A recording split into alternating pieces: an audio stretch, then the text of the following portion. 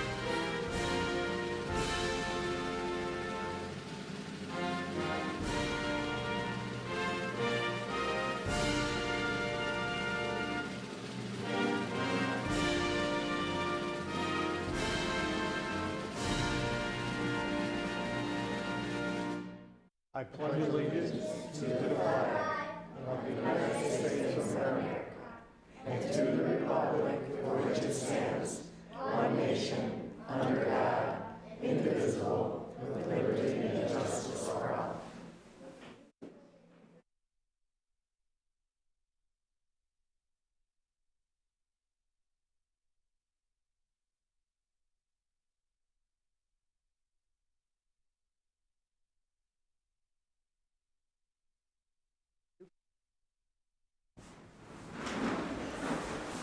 Mr. Smith, if you take roll call, please. Mayor Jacobs? Here.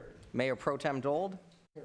Councilmember Hughes? Here. Councilmember Witt? Here. Councilmember King? Here. Councilmember Dold? Present. Councilmember Karafotis? Here. You have a quorum of 7. Thank you.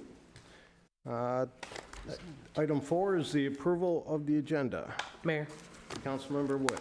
I'd like to make a motion to approve the Monday, December 9th council meeting agenda as presented. Is there support? Support from Mayor Pro Tem Dold. Discussion from council. From the public. All in favor? Aye. Opposed? Motion passes 7-0. Okay, today we have a few recognitions. We will start with Jacob Mercica being sworn in as a police officer. Mr. Smith.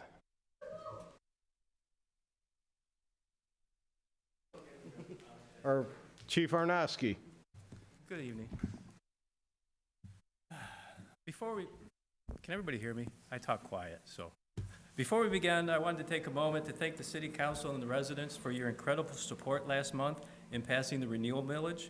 I am humbled and I am grateful for the trust and confidence you've shown in our police department. The strong support for the public safety shows the partnership we share with this community. Your vote is a clear message that you trust us and care about keeping Garden City safe and secure. This renewal allows us to keep our police force strong. It means we can have enough officers, give them the training they need, and provide the equipment and vehicles to do their job well. Most importantly, it ensures that when you call for help, we can show up quickly and be ready to assist you. To the City Council, I want to thank you for your guidance and support on that matter. To the residents, thank you for believing in us and standing by us. Serving this community is a privilege, and we will continue to work hard every day to honor the trust you've placed in us.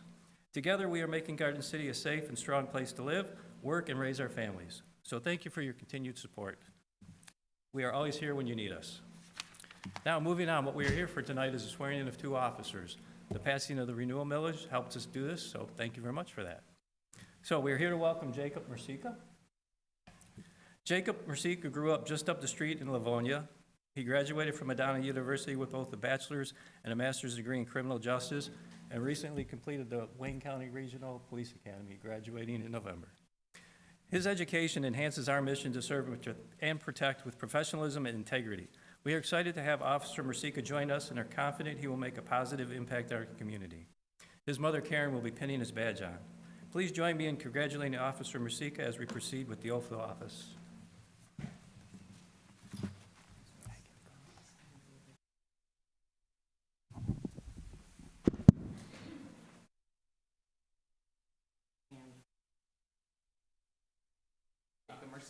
I, Jacob Mercica, Being duly appointed being duly appointed as a fully empowered police officer, as a fully empowered police officer, do hereby solemnly swear do hereby solemnly swear that I will uphold and defend that I will uphold and defend the Constitution of the United States of America, the Constitution of the United States of America, the Constitution and laws of the state of Michigan, the Constitution and laws of the state of Michigan, the laws and ordinances of the city of Garden City, the laws and ordinances of the city of Garden City, and will uphold and abide by and will uphold and abide by the rules and regulations, the rules and regulations, as well as all other orders, as well as all other orders, be they general, special, or otherwise, be they general, special, or otherwise, of the Garden City Police Department of the Garden City Police Department to the best of my ability. to the best of my ability. That I will not at any time That I will not at any time lend, aid, advise, or succor lend, aid, advise, or succor to any organization to any organization known or suspected of having known or suspected of having subversive tendencies, subversive tendencies, nor will I in any way nor will I in any way affiliate myself with such organizations. affiliate myself with such organizations. So help me God. So help me God. Congratulations.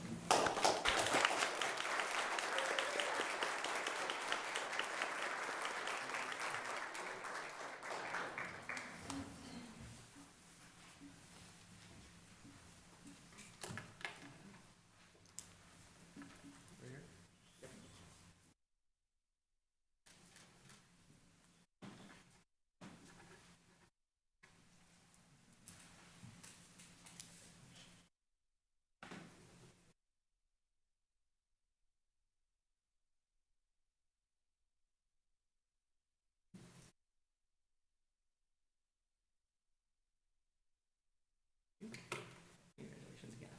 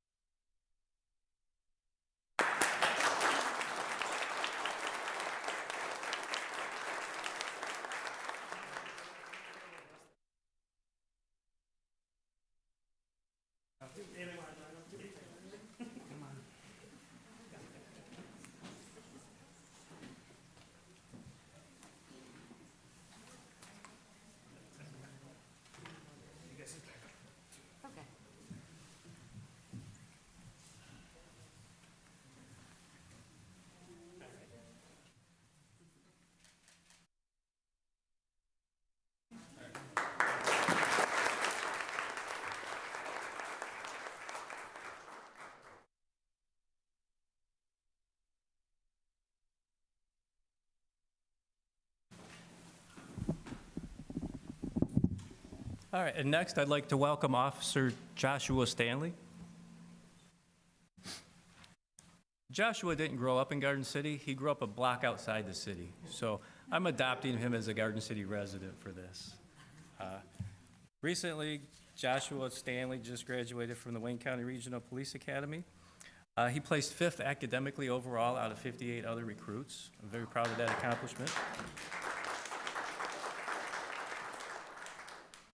He also earned top honors in emergency vehicle operations, receiving a plaque for this outstanding achievement at his graduation.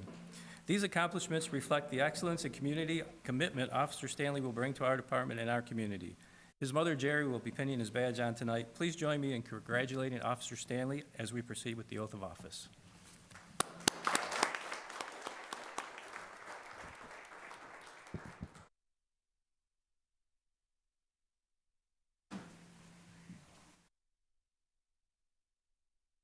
I, Joshua Stanley. Being duly appointed. As a fully empowered police officer. Do hereby solemnly swear. That I will uphold and defend. The Constitution of the United States of America. Constitution and laws of the state of Michigan. Laws and ordinances of the city of Garden City. And will uphold and abide by. The rules and regulations. As well as all other orders. Be they general, special, or otherwise. Of Garden City Police Department. To the best. I will not at any time. Lend, aid, advise, or support. Any organization. Known or suspected of. Having subversive tendencies. Or will I. Affiliate myself with such organizations.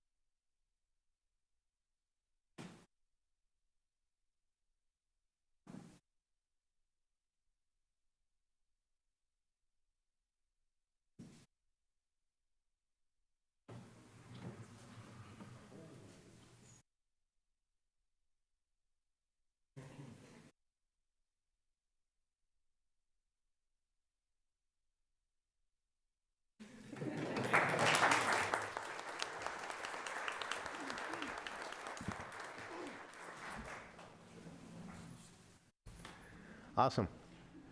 I did not ask, Chief, what's the relation between Joe and Josh? Just out of curiosity. And Blue? Relationship? The Stanleys? Yeah. They're brothers. Brothers, okay, very good, awesome. That's awesome. Okay, now I'd like to call up Chief Randy Keene. We have some fire department promotions coming up.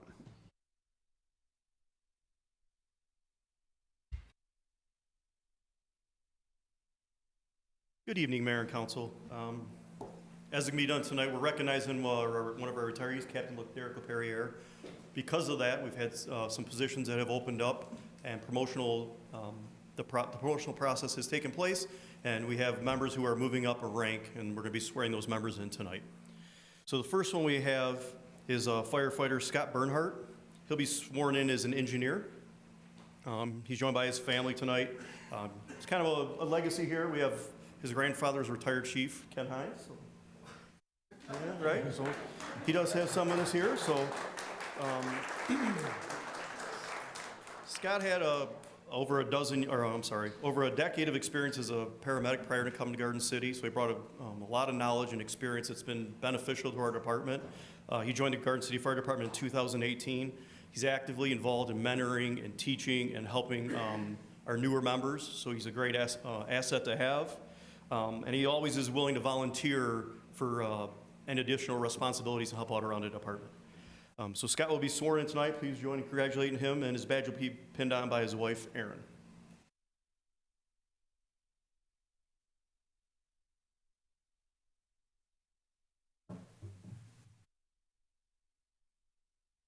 Repeat after me. Scott Bernard. Duly appointed. Has been duly appointed to the rank of engineer for the Garden City Fire Department. For the Garden City Fire Department. Do solemnly swear. Do solemnly swear. To perform my duties. To perform my duties. To the best of my ability. To the best of my ability. To serve the Garden City. Serve the city.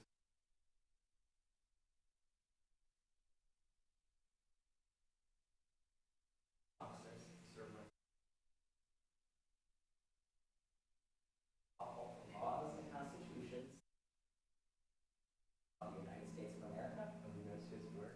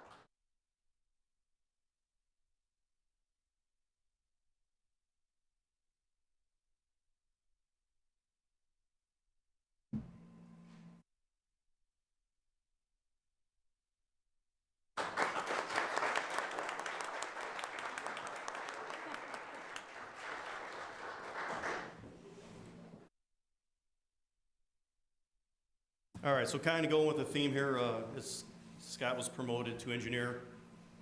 We have our next department member is Curtis Castleberry, who's an engineer.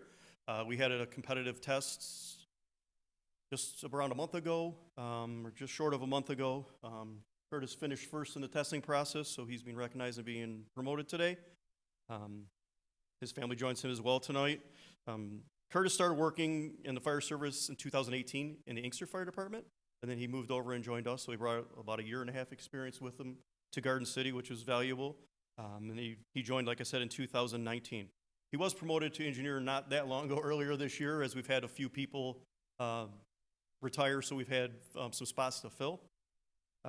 Curtis is also actively involved in fire training and mentoring our younger guys. He's another great asset to have. You'll see that's a common theme amongst these guys being promoted today. Which isn't a surprise, right? They're actively involved in the department. They're looking to push the department forward and move the guys to where they need to be. So they're great assets to have. Curtis is also a member of the Western Wayne USAR team, which Captain LaPerriere was on for a long time. So he joined that, our replacement. And he was also a member of our fire committee, which helps evaluate and select equipment. So it's a process that I just don't arbitrarily pick the equipment. We give it to the guys, see what they like, see what's best for our department for both use and financial cost. So tonight, Curtis will be sworn as lieutenant, so let's congratulate him on that, and his wife Chelsea will be pinning the badge on him.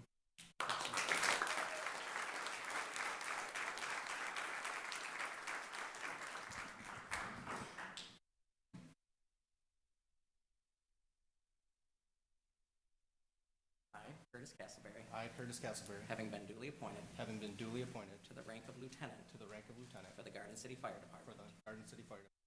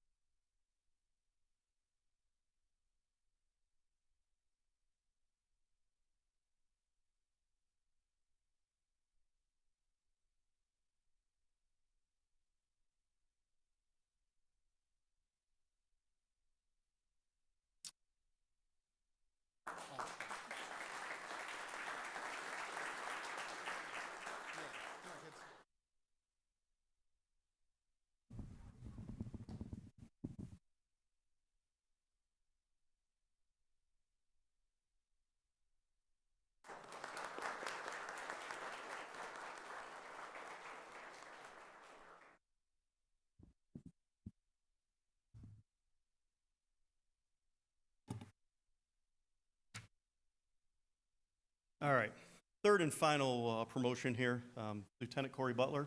So as you see, these guys have all moved up to the next rank. Corey also took part in that promotional process, came out number 1 on our test. He's also joined by his family tonight. He started back in the fire service a few years back in Georgia, did a few years down there, relocated back home, got in at the Inkster Fire Department, which is a little bit of a theme here, right, for the last 2. That was back in 2013. Did a short stint there, and then he joined us. He joined the Garden City Department in 2013. If you remember, we had the SAFER grant, which allowed us to hire some firefighters. This is the first member we hired for there, so he's still here. It's been obviously 11 years later, so that program worked. He's progressed through the ranks here, obviously from firefighter to lieutenant, and now captain. He's also actively involved in the training and mentoring of the young guys and the new members.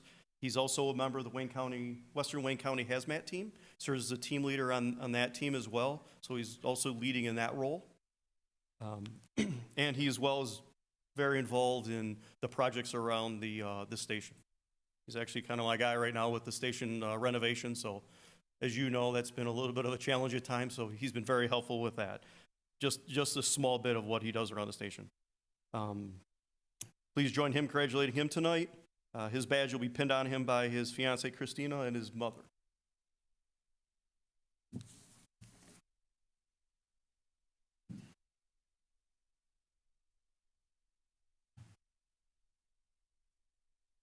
Corey Butler.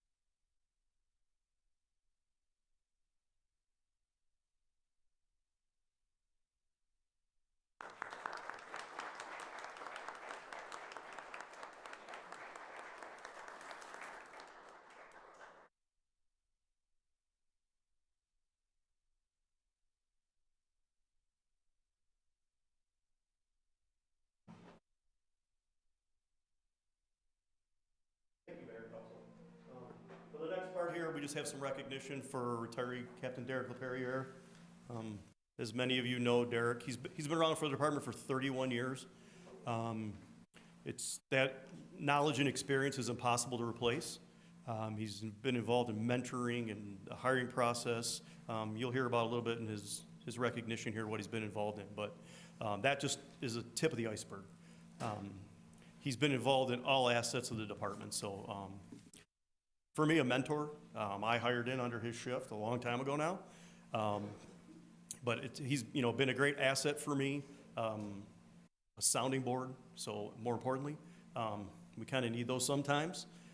Somebody who's going to tell you when maybe something you're thinking isn't right for the department, not just a yes man. So I appreciate that and his opinion, and I know I'll miss his experience and his input. So I know the mayor has something here to read for him. So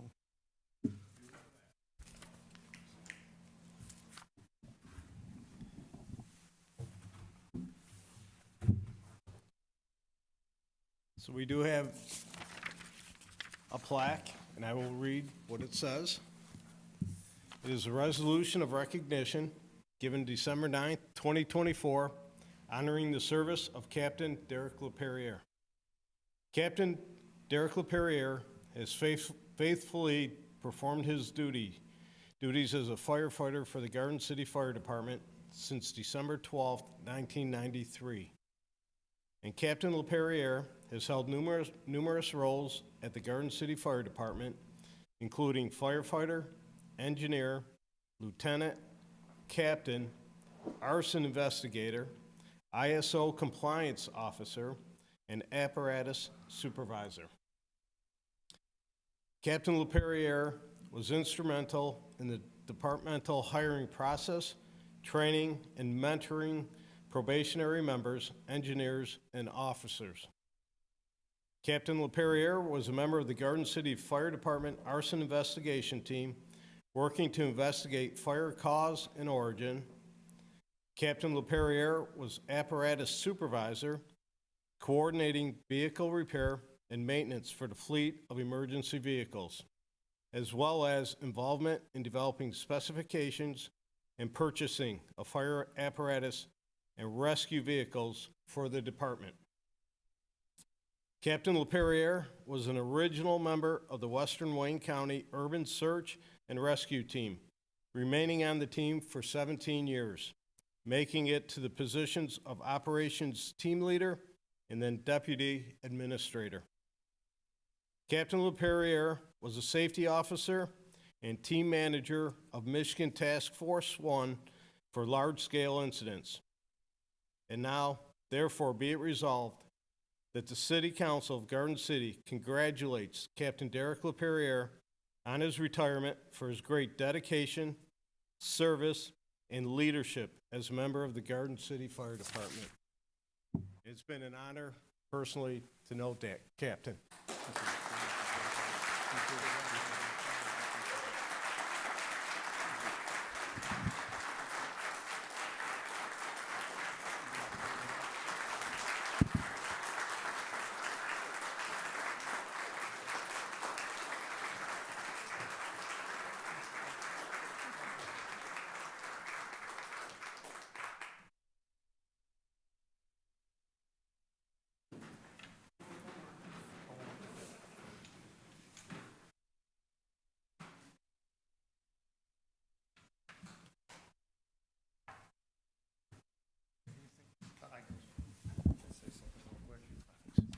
It's all yours, sir. All mine, all mine. I almost feel like I need to turn this way. I've been at this podium quite a few times over the years. And, I was in the position that these guys are in the back of the room, having maybe a few years on, and terrified to death to stand up here in front of a crowd. And, you kind of get past that eventually, and you work towards the greater good. Coming up here, my thoughts obviously are of gratitude.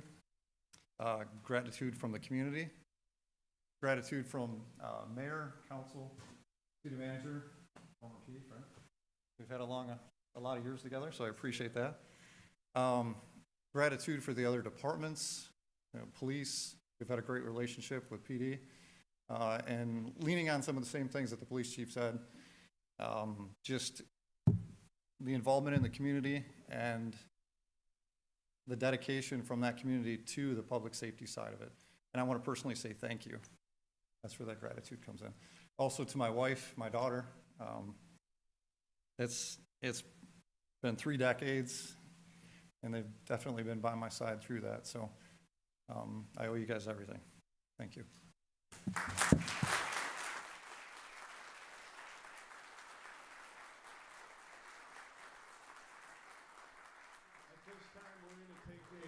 Couple minutes recess to let the families do what they're going to do for celebrations. We are in recess.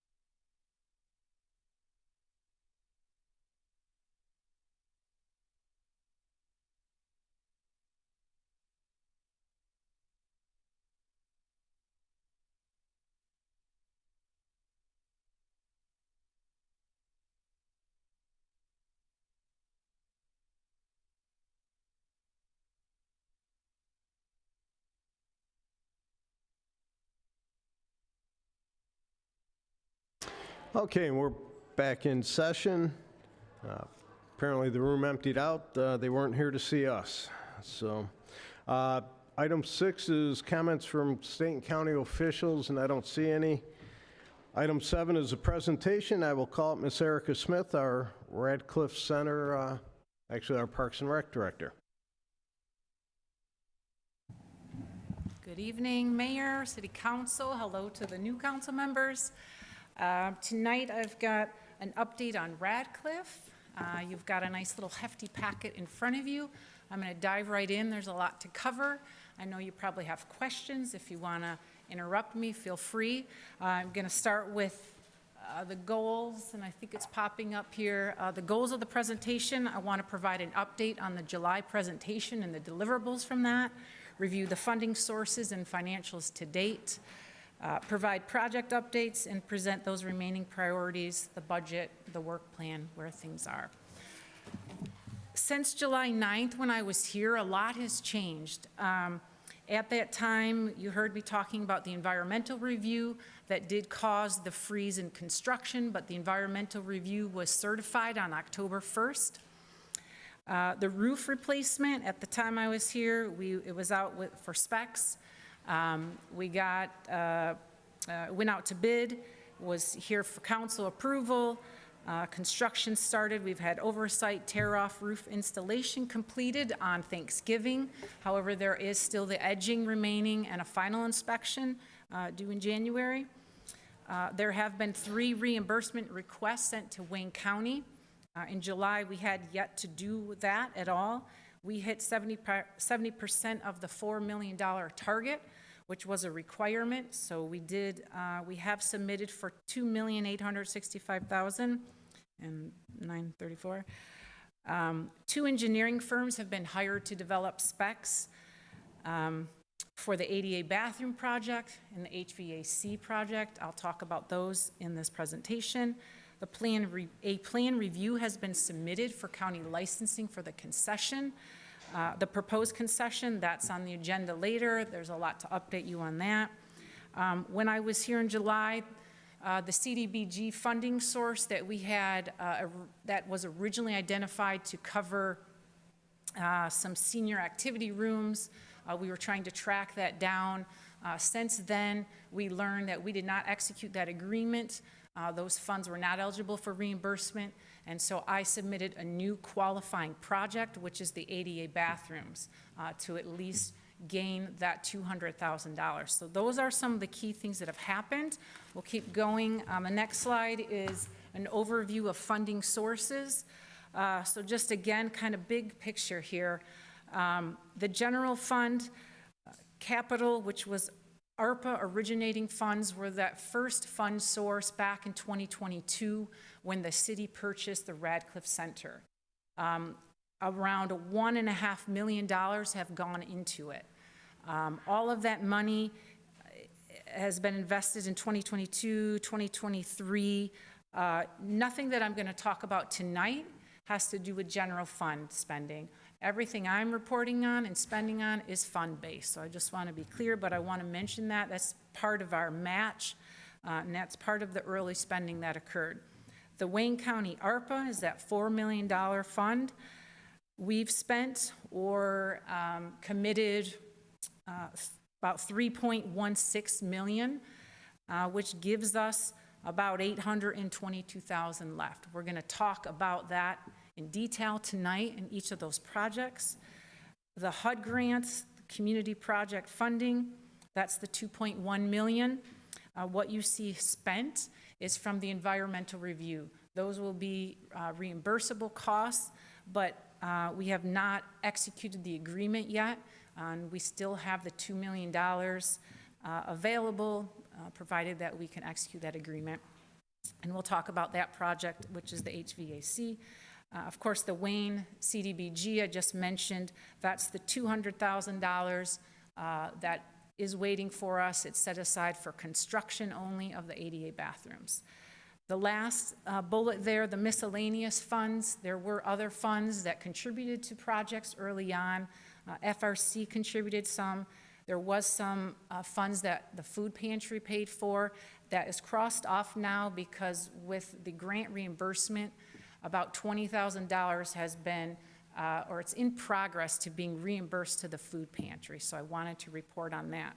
But when you add the columns up, we've spent, $4.7 million, and there's just over $3 million left.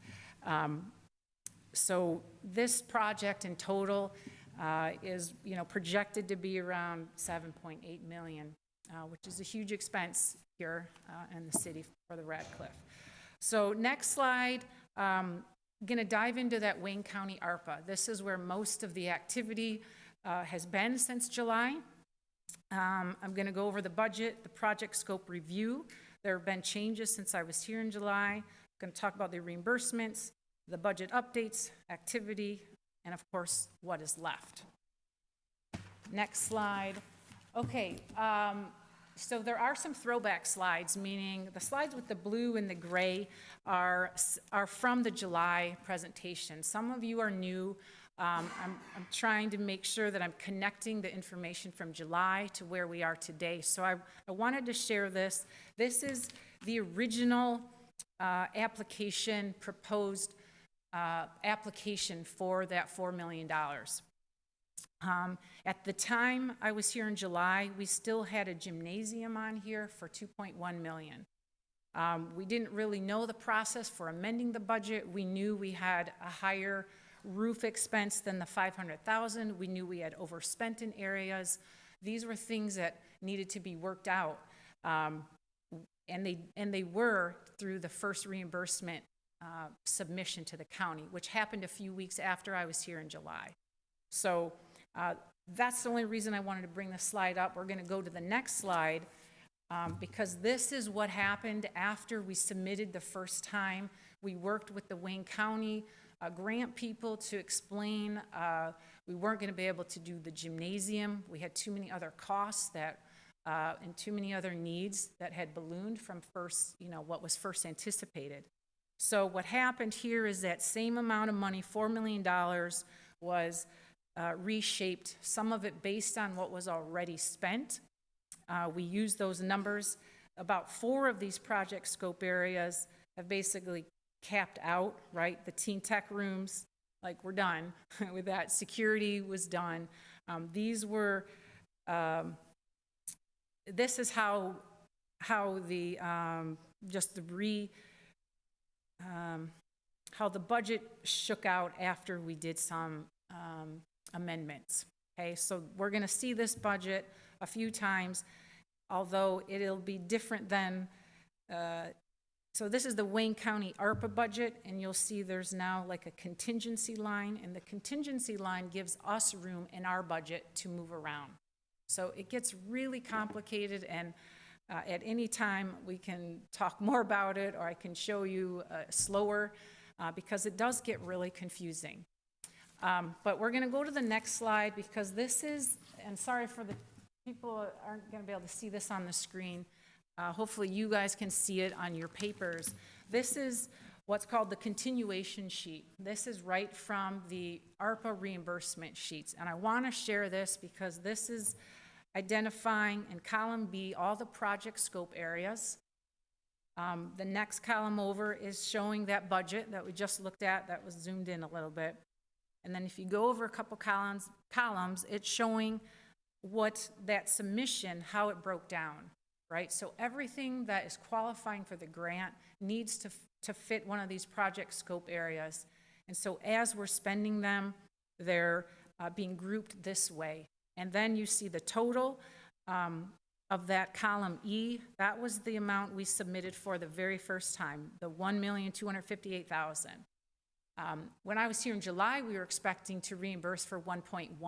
But when we got into it, we were looking for everything that could qualify to get us that, to submit for reimbursement. And that's where we ended up getting more. We got 1.258 to get reimbursed back to the city.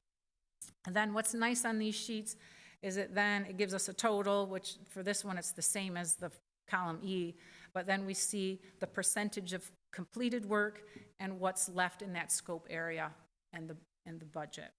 So when we go to the next slide, it's a very similar looking slide. This is the September 12th reimbursement request. This is where you're going to see really in column E, this was the active period with 4 scope areas seeing spending. The big one was the roof, the $725,000. We had another HVAC thing. There was some stuff in Imagination Station and some miscellaneous things for one of the rooms. So now we see The total completed to date, it's just over 2 million in September, and that was just over 50%. We knew we needed to get to 70% by the end of October, right? And this is, again, breaking it down by scope area. So when we get to our October 31st submission, which really doesn't get submitted until November 15th, there's just a little bit of delay in getting invoices and doing some of the paperwork side. So the county was very happy to see we had our third submission, over 800,000. If you're following along, you'll see in column G, we've got the 2.865 total, which is a 71% mark, and we've got 1.1 and some change left. So this is where things stand. Now, there's a couple of things highlighted. Those are highlighted because at this time, when we're submitting this, we're also inquiring about the ADA line item because we now know the CDBG is going to come in and cover the 200,000 construction. So we're asking the county to move about 180,000 into our contingency line, so we have more in contingency to work from, and leaving us around 20,000 in the ADA line to do the engineering and spec. So that's not been finalized or amended, but that's sort of in process. Mayor? Yeah. I have a question. Yeah. Looking at everything that's been reimbursed so far, I see Yeah. the completion of the activity rooms, the cardio room, furniture, and all that stuff. But originally, that CDBG grant was supposed to cover, which I know we didn't get it, was supposed to cover the senior workout room, the computer room, and the adult. Yes. Have we not asked for reimbursement for that? That just came out of the general fund, or? Yeah, we could not get reimbursed for that. It happened before the eligible time period. So ARPA. That's just out of the general fund for those 3 rooms? That's why the general fund, it was 1.3 when I was here in July, and that 200,000 now came out of your general fund, ARPA originating. So do you know the total that those 3 rooms cost? Was it only the 200,000? I think what I saw was everything that was going for the grant was 200,000 that we didn't calculate in. We had, like in July, we were still expecting reimbursement for that. So that was a different, it was like we had, if you look back at the July presentation, a similar chart had the 200,000 as spent. So what I did is now it's being accounted for in the capital general fund line. What I'm asking is, I know that all that happened long before you got Yeah. here, and you weren't in charge of any of that. Yeah. But we asked for this $200,000, and then we did those 3 rooms. I'm just wondering if we know the total of those 3 rooms. Like, was it actually under $200,000? Does anybody know those? No, I don't know I don't know what the total is. All I saw were the reimbursable amounts that came to 200,000. There may have been other things. But we didn't get reimbursed for That those. would have been covered in the million match, I would say. But we didn't get reimbursed for any of that. Okay, thank you. Yeah. Okay, so that's the reimbursements. We'll go to the next slide, which, again, this is the blue slide. This is an old slide, but I wanted to pull it up and revisit it just to highlight some of the changes that have happened. That's what you're seeing red. It's kind of chaotic. The key things I want to point out here is when I was here in July, we weren't sure what the roof was going to cost. We knew it was between 1.3 and 2 million. And we were very nervous it was going to come in at 2 million. And so at the time of this, we put down this contingency of 500,000 that was assigned general fund because really we didn't have any other money. When we got the cost of the roof, phew, we could breathe, and this is gone. There's no contingency in the general fund. There is no more money in the general fund for this project. So I wanted to make sure that that was clear and that there wasn't confusion.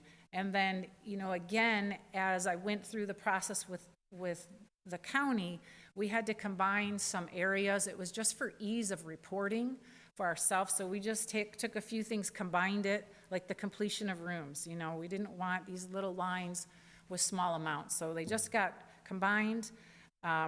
We, I think, cut back on the auditorium to gym. We actually added some money to Imagination Station. We've kept the teaching kitchen the same.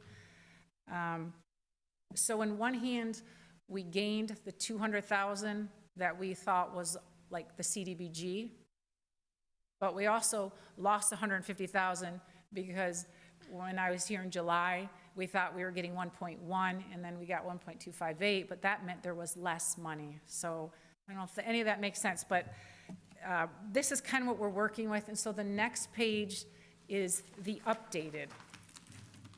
These are what I call the active project scope areas. There's 9 of them. So there's 9 project areas that are, grant qualifying. And so all of the spending that we're doing, they need to fall into these. When you see the already spent or committed, some of these have not been reimbursed yet because they're either encumbered, meaning we've committed to them, like the roof, for example. We still owe 140-some thousand because we haven't done the punch list, we haven't paid it, but we know it's coming and we've committed to it.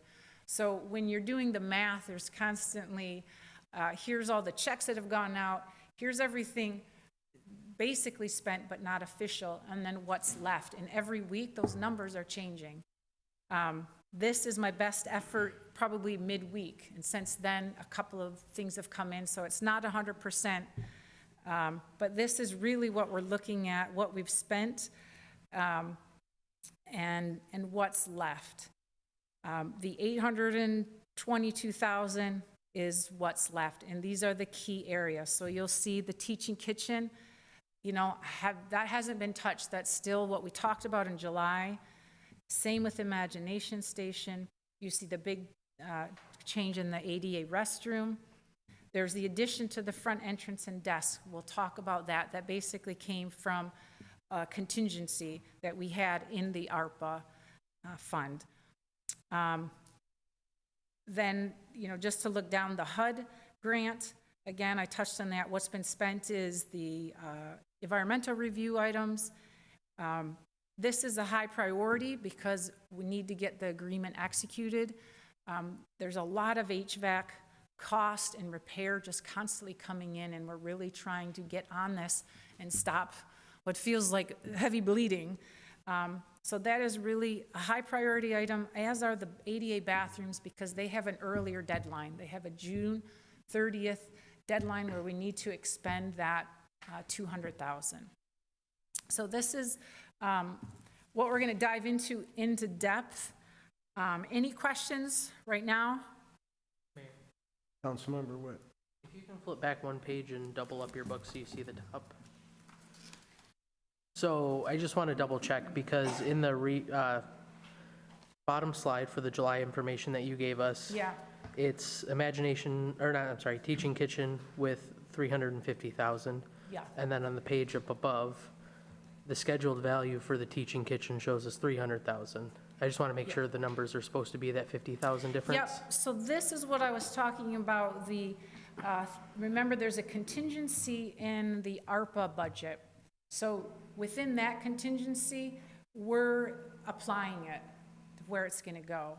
So really there's a contingency of 300,000 roughly in the ARPA budget, but we're assigning it to projects. It gives us more room to meet the grant, because what's really hard is, let's say, some of these go over 1,000, we needed contingency. So the contingency, the bigger that is, it gives us more room to work. But you're absolutely right, it's not a perfect match for match. Okay. I don't know if that's clear, but not. Mayor. Councilmember Karafotis. So with the ADA restrooms, it says the 200,000 is for construction only, so we already spent the 10,000 that was in design or in specs or what? Yeah, we have a consultant firm hired to do design. However, there may still be construction documents depending on that project and what they find. Where's that money coming from? That's from ARPA. That's from here. So that's why we're moving about 180,000 from that line, because we still have 200,000 there. Well, 200,000 that we're going to use from the other grant. Right, but if you look at the ARPA budget, there's still 200,000 for ADA there, Right. and then we have 200,000 for CDBG. But we're not spending 400,000 on No. bathrooms. We're spending 220, hopefully. Okay. And then, so you said there's only 140,000 left to pay on the roof, and that's completely paid off? Yep, we'll get to that, but yeah, the total of the roof came under just one, I think it's like 1.47 something, but that's everything. Okay. Have we got any estimates on anything in the teaching kitchen? Yes, and we got a lot of slides on that. Okay. So let me,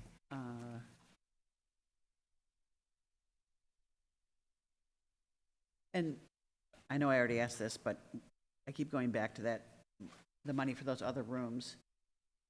And it's mentioned somewhere else in here about we can use this money to finish rooms. Why can't we bill for those?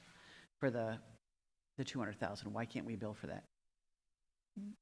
I don't know, can you ask that again? So the rooms that I was talking about earlier with the senior workout room, Because they occurred before February 23, which is before the grant was executed, so Thank those you. are not eligible. That's all I needed, thank you. Okay, yep, exactly.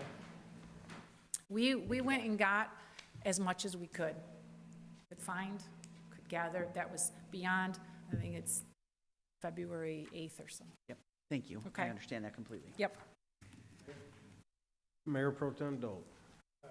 Phil, I owe you an answer to your question the other day, Friday, when I was up. What are you doing here? Yeah. Resident of the city. Yeah. Concerned. Not only that, but I represent every citizen in the city. Rumors, I don't like to listen to rumors, like hands-on, can't believe. Stood out there, seen some things I didn't like. I'll start with the bathroom. I'm a little confused with this. Can you explain the advisory group that you hired? Yep, I feel like it'd be helpful if I could get through some of the slides, because I kind of Okay, introduced it. Can you wait till she I just- gets into that part, and then Yeah. maybe that might answer some I of the... wanna, I got a few other questions too, like Yeah. the designer we hired, bathrooms. yeah, I just have a hard time soaking this in. It's like money wasted. When I walked around, looked at everything. I'm not no licensed contractor, but I put 1,500-foot addition on my house from top to finish. Did the rough work, drywall, painted it, Yeah. flooring, roofing, everything myself. By the time I got halfway through, these inspectors in this city would come out and say, I don't even know why they send us out here. You killed it all. And I looked, when I went to the Imagination Center, I looked at the quality of workmanship in that room. The same with the new cafeteria up front. It's outstanding.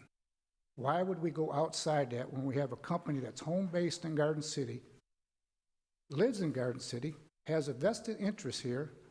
Why would we not attempt to use him? because it's grant funded, and we have to have specs, we have to do some of these things for the funding source. I have a hard time believing that. When we said, I Googled the federal guidelines and regulations for ADA bathrooms. It's simple. I mean, it's not, this is not Did it Taj say Mahal. funded by HUD, CDBG? I mean, I'm happy to share you the manuals, the application, the paperwork that comes I just with see a it. huge waste of money here when we're talking, from what I hear, over $50,000, and now we're hiring another company to design a bathroom? That's not ridiculous? We could spend that money, you're talking $70,000, $80,000 that just went to other contractors. I know how contractors are. Yeah. They'll milk you to death. They'll take every penny they can. And we just seem to be throwing money left and right. That's all I got for now. Mayor, Councilmember Garafotis. I guess the question I have is, we're required to put specs out because that's what the grant requires us to do? There are building code requirements, there's building use requirements. When you go to ADA, we have to make stalls bigger. We are a city government. We have to abide by the rules and the guiding Yep. capacity, right? Like when that building was built, there's a certain amount of stalls. I If we understand start all messing the with things it- that we're required to do. Yeah. I know what an ADA bathroom requires. I have one in my business, which we had to put in Yeah. before I was able to open. Yeah. I guess the question is, those specs, we're paying someone to make those specs and paying someone to do the design. I guess what Councilmember Dole is asking is, why are we not letting the company that's already done all the great work for us do those specs or do those bids? I mean, he's already done the work that most of Are we this talking grant. about all phases? Yeah. Because that's not, do you do specs in engineering? Okay. I So didn't re- I if get- he does that, then it. I'm just saying, Well, he's, we have to go out to bid for this grant. That's, I understand that's it. what I know. And if he does the specs, then they can't bid on it. My question is, he can bid on the work. Absolutely. I would love nothing more than to work with him That, on I that. guess that was the answer we were looking for. Thank you. And if I could just interject, Council, you know, and some of this comes from my direction. Seeing, let's just take, for example, what happened with the $200,000 that was supposed to go towards a computer room and senior fitness center. We're gonna err on the side of caution to make sure that we can recapture every dollar we can that isn't coming out of our general fund to do things for that building. And I completely understand and definitely, especially when it comes to all phases and watching the quality of work and what they've done. But at the same time, we're dealing with CDBG and HUD money, which when the federal government puts requirements on you, and we see what happens. We spent money before February 8th, 2023, and we can't get that money back. It's my goal, and when I hired in, and certainly based on what Erica's done to recapture as much, every dollar the city could possibly get back from these grants that could have been lost had she not done the yeoman's work that she has. You know, she and you have to rely on someone who stated they're comfortable with going out and having specific specs done for an ADA bathroom. And I understand it's one of those things that gets to you. You're like, why do I have to do this? I should just be able to have all phases build me a bathroom, and I could probably build a better bathroom for less. But as we know, especially when it involves federal code and federal requirements, especially on specific money that we already almost lost once, I don't think it's unwise to rely on exercising that extra caution and bringing in that professional to give us those specs. Councilmember, frustrating as absolutely, and I completely sympathize. But at the same time, this is, honestly, she threw a Hail Mary and got us this $200,000 back, honestly. And we just don't want to let it slip out of our hands again. That said, you know, I tried to look at things in the grand context here. And if we look at what we've saved, and 1.4 from the roof. There was some discussion about not hiring someone to oversee that project, put out the specs, do the engineering, and get that. That probably is where we saved that $500,000 by hiring that professional to oversee that project. And it was done probably out of all the projects I've seen us do with some of our grant money, that roof was done, you know, with $147,000 left and a couple little things, but so quickly and with such a solid cost that it lends itself to, well, we better hire the person that knows how to do the very specific thing we're doing, especially when it comes to money that is very much under the microscope. The Wayne County ARPA money is it's that ARPA money. When they gave us the ARPA money, it was much more just, hey, spend the money on some things that you say you're going to spend them on, document and present them. But when it comes to the HUD money and the CDBG money, we know extra requirements come through theirs. And maybe at the end of the day, we wouldn't have had to. But I just want to make sure we don't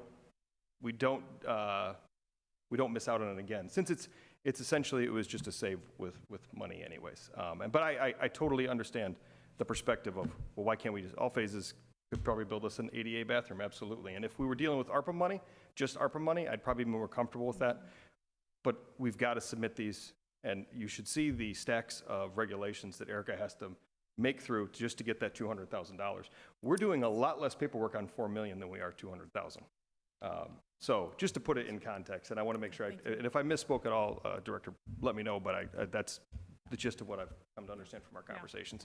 And I agree. I do understand and hear what you're saying. You know, unfortunately, when you work in government, and especially ADA, I've been through a transition plan for cities, and I have seen many and heard many stories and seen situations where the ADA bathroom is not compliant, and you have to redo it, and you have to tear up. And I really don't want to do that here. I want to do it right. Well- And so, you know, I'm just trying to do it so that the people of Garden City get something of quality that they don't have to redo, and it's paid for by a grant. And as you stated, not create the liability. If we did it wrong, guess who has to fix it? And we still need bathrooms. So, not to say that we would, and not to say that, but again, I apologize that some of this comes from me. Seeing how this was handled prior, I just want to make sure Garden City General Fund doesn't have to spend another dime on these projects. Mayor? And I can understand all that.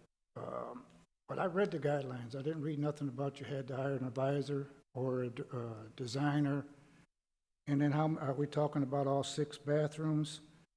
I had another thought that I forgot. How many bathrooms are we talking for, what do we got, $160,000 left, $150,000 left?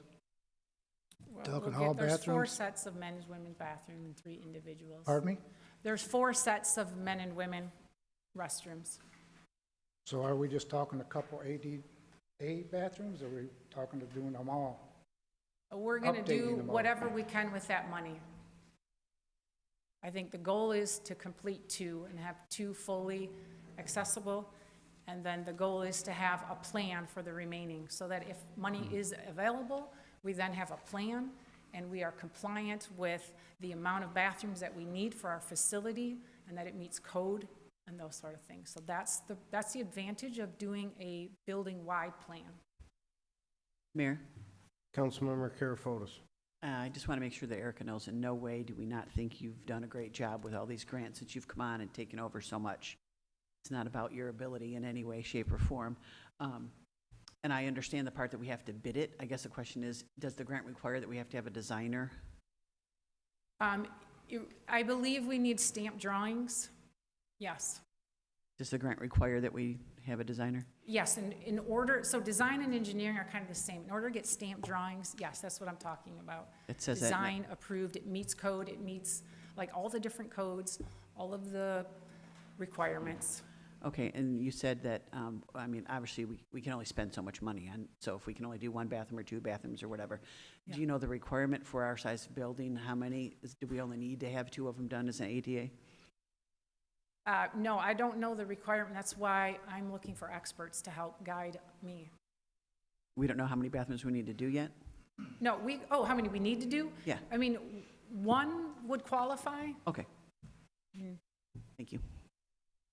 Okay, let me get in, because I feel like we're skipping, and there's just a lot of content that I think would be better.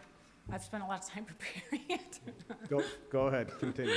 So, okay, we're on July information, the priorities driving project and budget goals. So this is an old slide, but it's still all the same. So what I am trying to do is be compliant with the grant so we can get the money back, first and foremost. I am thinking about the future. What is going to set up the facility, the city, and the residents for the best plan? This building is huge. There are long-term costs that are going to have to be considered. So we are trying to think of this grant. What can we do to get us in the best position for longevity, get the infrastructure strong? You know, part of the goal was to rebuild trust, you know, being transparent. I love that you came in and investigated. When I asked, I was like, can I help you? Because I have a lot of information. I am more than willing to answer questions, show people things, show you stacks of papers, go through anything. I welcome that. We're, you know, implementing processes. It does take longer to come to council for everything, but that's important. And then I added the bullet of project urgency. So this is driving, you know, my time. The most urgent thing was getting that 2.8 million target. And it was a ton of work between the environmental review and getting the roofing contractors going, all of that.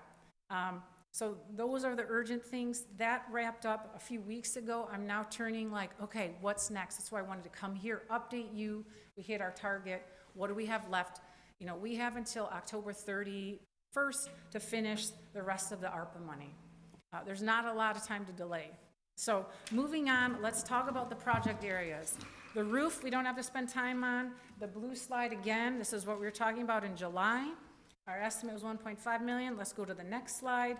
This is what it came in as, okay? MTD was fantastic, so was our monitoring company. Hats off to the staff, to DPW. You know, even though it's on the roof, there's a lot of things we had to shift and change. And the map you see is an aerial. It's how they were marking the sections they were working on. We had to move things around. While the edge work is not yet complete, we've been assured it's watertight. We haven't had a leak, which is incredible if you've been around the last year and known how much time has gone into cleaning up leaks. And there's now a 20-year warranty. The roof expectancy is 30-plus years. So not forever, but this is a huge step. So that's done. Let's talk about the front entrance. When I was here in July, look at what I was thinking. Let's punch a hole into the wall, which is a south wall, okay? We had $100,000. We just needed to get our front desk operational, right? We have staff in the hallway. We've got 70 cameras that no one's even monitoring because we don't have it set up. It's just needs to get taken care of. So by the time I came in September, next slide, I was presenting a variation of that plan. We moved the office to the other side because as I was exploring this, people were suggesting, you know what, you got a locker room, there's a lot of room, there's water. I've been interested in combining the cafe and the front desk for operational reasons to enhance our ability to offer, you know, the cafe the whole time we're open. I was also interested in upgrading the cafe. Right now it's like a vending machine. It's candy and it's pop. So in September, we brought this idea. We had a contract with all phases for $97,500. Okay, cool. Next slide. We start. Walls are going down. We don't have any engineering. We're not paying for any engineering design. I got Kelly asking me, where do you want the walls? And I'm like walking through, trying to envision this space.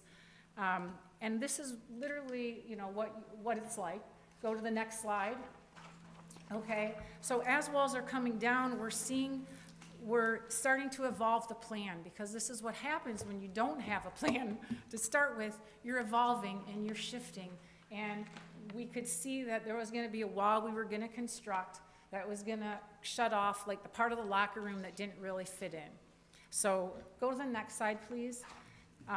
So the concession plan is evolving. I'm starting to look into the concession licensing, because if you didn't know, when you want to offer frozen to heated foods, think like a frozen pizza or a pretzel or stuff that the ice rink is doing, you have to be licensed. So, okay, cool, what does that take? A dive in, there's a plan review from the county that's about that thick. Some of the facility requirements, aware washing, which is those 3 sink compartments, the hand sink in every prep area, and a mop sink. Plus this plan review document, which outlines your specs of your equipment, your floor plan, the materials on the ceiling, the materials on the wall, the materials on the floor. It does seem excessive, right? Like, oh my gosh, all of this so we can warm up pizza. I also had to take 8 hours of a module online and take an exam so that I can be a food protection manager and put in that plan review. So these are all the things just to expand our concession. When we saw the locker room unused, and that we were just going to put a wall up and there's plumbing and there's like a changing room and we just started envisioning something more. So I submit the plan review to the county. I work with all phases. They get us a quote and I think, well, darn it, that's a lot, that seems more than we wanted, but that's what it is. So next page. This is what you see in your packet, and I know that you have a lot of questions on, and the diagram there is what the plan review required. So it's identifying each of the all the required elements, and you know, I put some photos in there because there are existing rooms that is very difficult to convey in a written memo. There's an existing changing room. It has a shower, a sink, lockers. It just doesn't have a toilet. The toilet's on the other side of the wall, and it opens up to the concession area. So we can't really leave the toilet there because that's not gonna meet code. So we're trying to figure out what's the best way to get our mop sink in, toilet. We come up with this plan that we think is reasonable, and then it does add to our flooring. There's new cabinets, but you know, my belief is that this is a worthwhile investment. It is going to improve the concession operation, going to improve the service to the community. We have a lot of families that are eating their dinner out of the, you know, kind of the candy pop selection. And operationally, we have 2 staff in 2 different places. And I am thinking about operational, like, efficiency. Get 1 staff there. If it's real busy, we have a second. So that's the basis behind it. And next slide. So where it is, obviously tonight we're hoping that you'll approve the added work. We're hoping to move into the office space in January, so we get the desk people out of the hallway and can, you know, activate our cameras and just get the operation more efficient. You know, the current snack concession area we can move into. If we want to expand, that's where we need the licensing and we need to finish the work. So that's the update on the front desk. Does anybody want to ask questions on that? I do. Yeah. Councilmember Carefos, go ahead. Well, I'm looking back at what we received and approved earlier for the $97,000. Nowhere on any of that paperwork it does say anything about concessions. Well, what there was a window. So there was a concession window, if you look in the diagram. But there was, and I guess we had talked about water, but, you know, the truth is I didn't know the extent of the concession requirements at Yeah, that I mean, time. nowhere in any of the paperwork from September does it say anything about concessions. It might say there's a window on this little chart somewhere, but in the Right. list of all the things that All Phases is gonna do, it doesn't say anything about concessions at all. And then when you look at the new estimate that we have, it talks about changing from 1 floor to an epoxy floor because now there's concessions. It talks about $22,000 in cabinets, which wasn't on there. Yeah. I mean, it's a big, huge change. These two are not the same in any way, shape, or form. So Yeah, I mean, one it's is kinda a like- complete expansion of new areas, and you're right, the flooring is different. The epoxy is expensive, but it's maintenance-free. So- I understand so the we're need for it. thinking of I guess that. the question is, have any of these things been started? No. We're waiting. I mean, there's some plumbing stuff that was done because there's 1 hand sink in the, but that was included, was it not, Kelly? We had 1 hand sink? Yeah, one hand sink in the whole set. In the, like, the snack bar. So, I mean, originally I thought that was the plan, was to move the store up front so that you can just have 1 employee do both instead of running Yeah, back and forth. That's right. So the new one that we just got, it's the $60,000, but then it's another 22 to put in the display cases and the snacks No, and no, stuff? no, no. The 60,000 is like your cover sheet summarizing everything. Okay, So behind it is just by area, the breakdown. okay. But the top sheet is the total. It's not adding all With the those up. contingency. Yeah. I guess the other question I have is there really a need for it? I mean, every time I've been at Radcliff, it's pretty empty, and I get, you know, you build it and they will come, but in the meantime, how many people are gonna use this concession stand? It doesn't seem like we have a lot of programs going. It doesn't seem like there's a lot of people in the building at any time that I'm there. Well, I don't know what time you're there. If you come Monday through Thursday in the evenings, it is busy. We have 600 dancers. They are eating at the concession stand. They're eating the candy. I mean, I can show you the revenue from the snack bar. I did look at the revenue, Yeah. that from the store, but I also saw the store has everything at 50% off for the T-shirts and stuff. So Yeah. is that something, because it's not selling, so are we gonna stop selling that kind of stuff? I haven't really thought about the swag or that. I'm more focused on concession and moving it up. If it's not busy, the reason we're just doing frozen is so that we don't have food waste. Right, If it doesn't sell, we're not gonna buy it. What, I other mean, than the dancers? we're spending money to staff that cafe. And every time I walk by, I think to myself, we gotta fix this. And my solution is to combine it. I get I Yeah. get it, why you want to move the store up there. I totally Yeah. get that. That's a great idea. Yeah. Because then you don't have to go and find someone to open the store. I get it. Yeah. But other than the dancers, what other programs are running during the night that the concessions are going to We be have worthwhile? FRC there. I mean, there's the cheer on Monday night. We have, you know, preschoolers in the morning, homeschool on Friday. I mean, it's hard to hear, there's nobody there. We have, you know, the esports is rented out by the schools twice a week. We've got, you know, Spaceport is picking up. We have a lot of teens coming over and hanging out. So we're dealing with those issues too, because we're not really equipped to handle just hanging out in the hallways. So there are people there.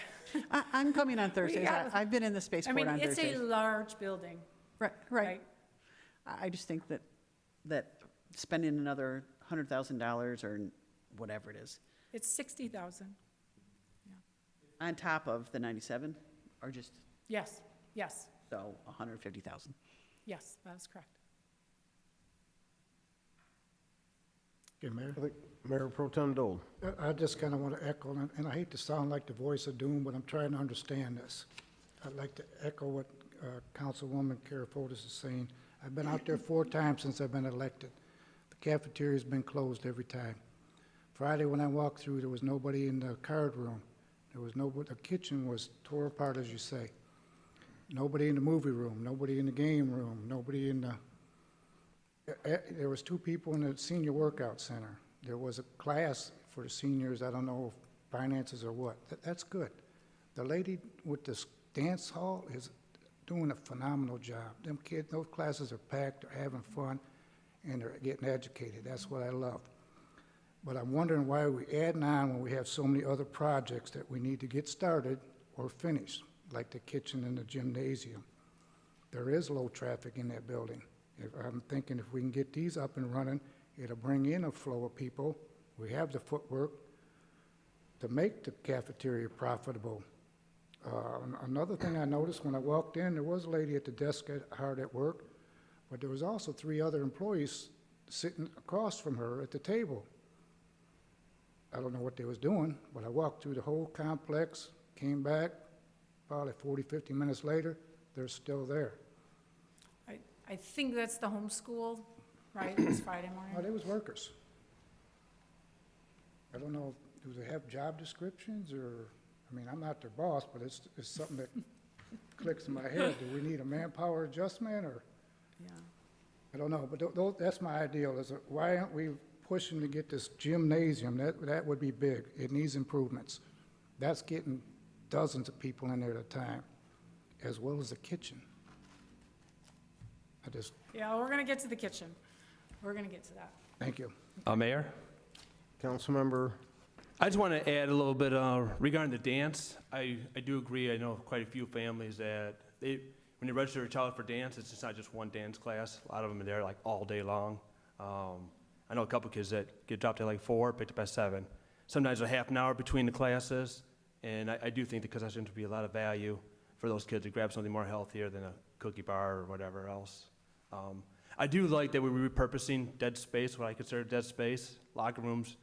We really don't need locker rooms, so if we're able to repurpose space and get some value out of it, that I think the residents will use, I do see value in that. Mayor, Councilmember Karafotis. talking about using the dead space and locker rooms, that's a great idea, but isn't this listed as an employee bathroom instead of space for the public?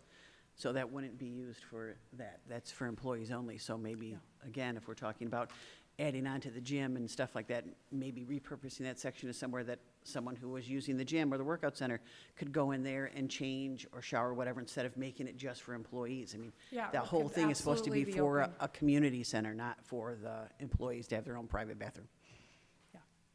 I mean, the big thing is we don't want to pull out a toilet, because remember when I talked about keeping the necessary amount of facilities? So if we pull it out and we try to do ADA, we're gonna be short.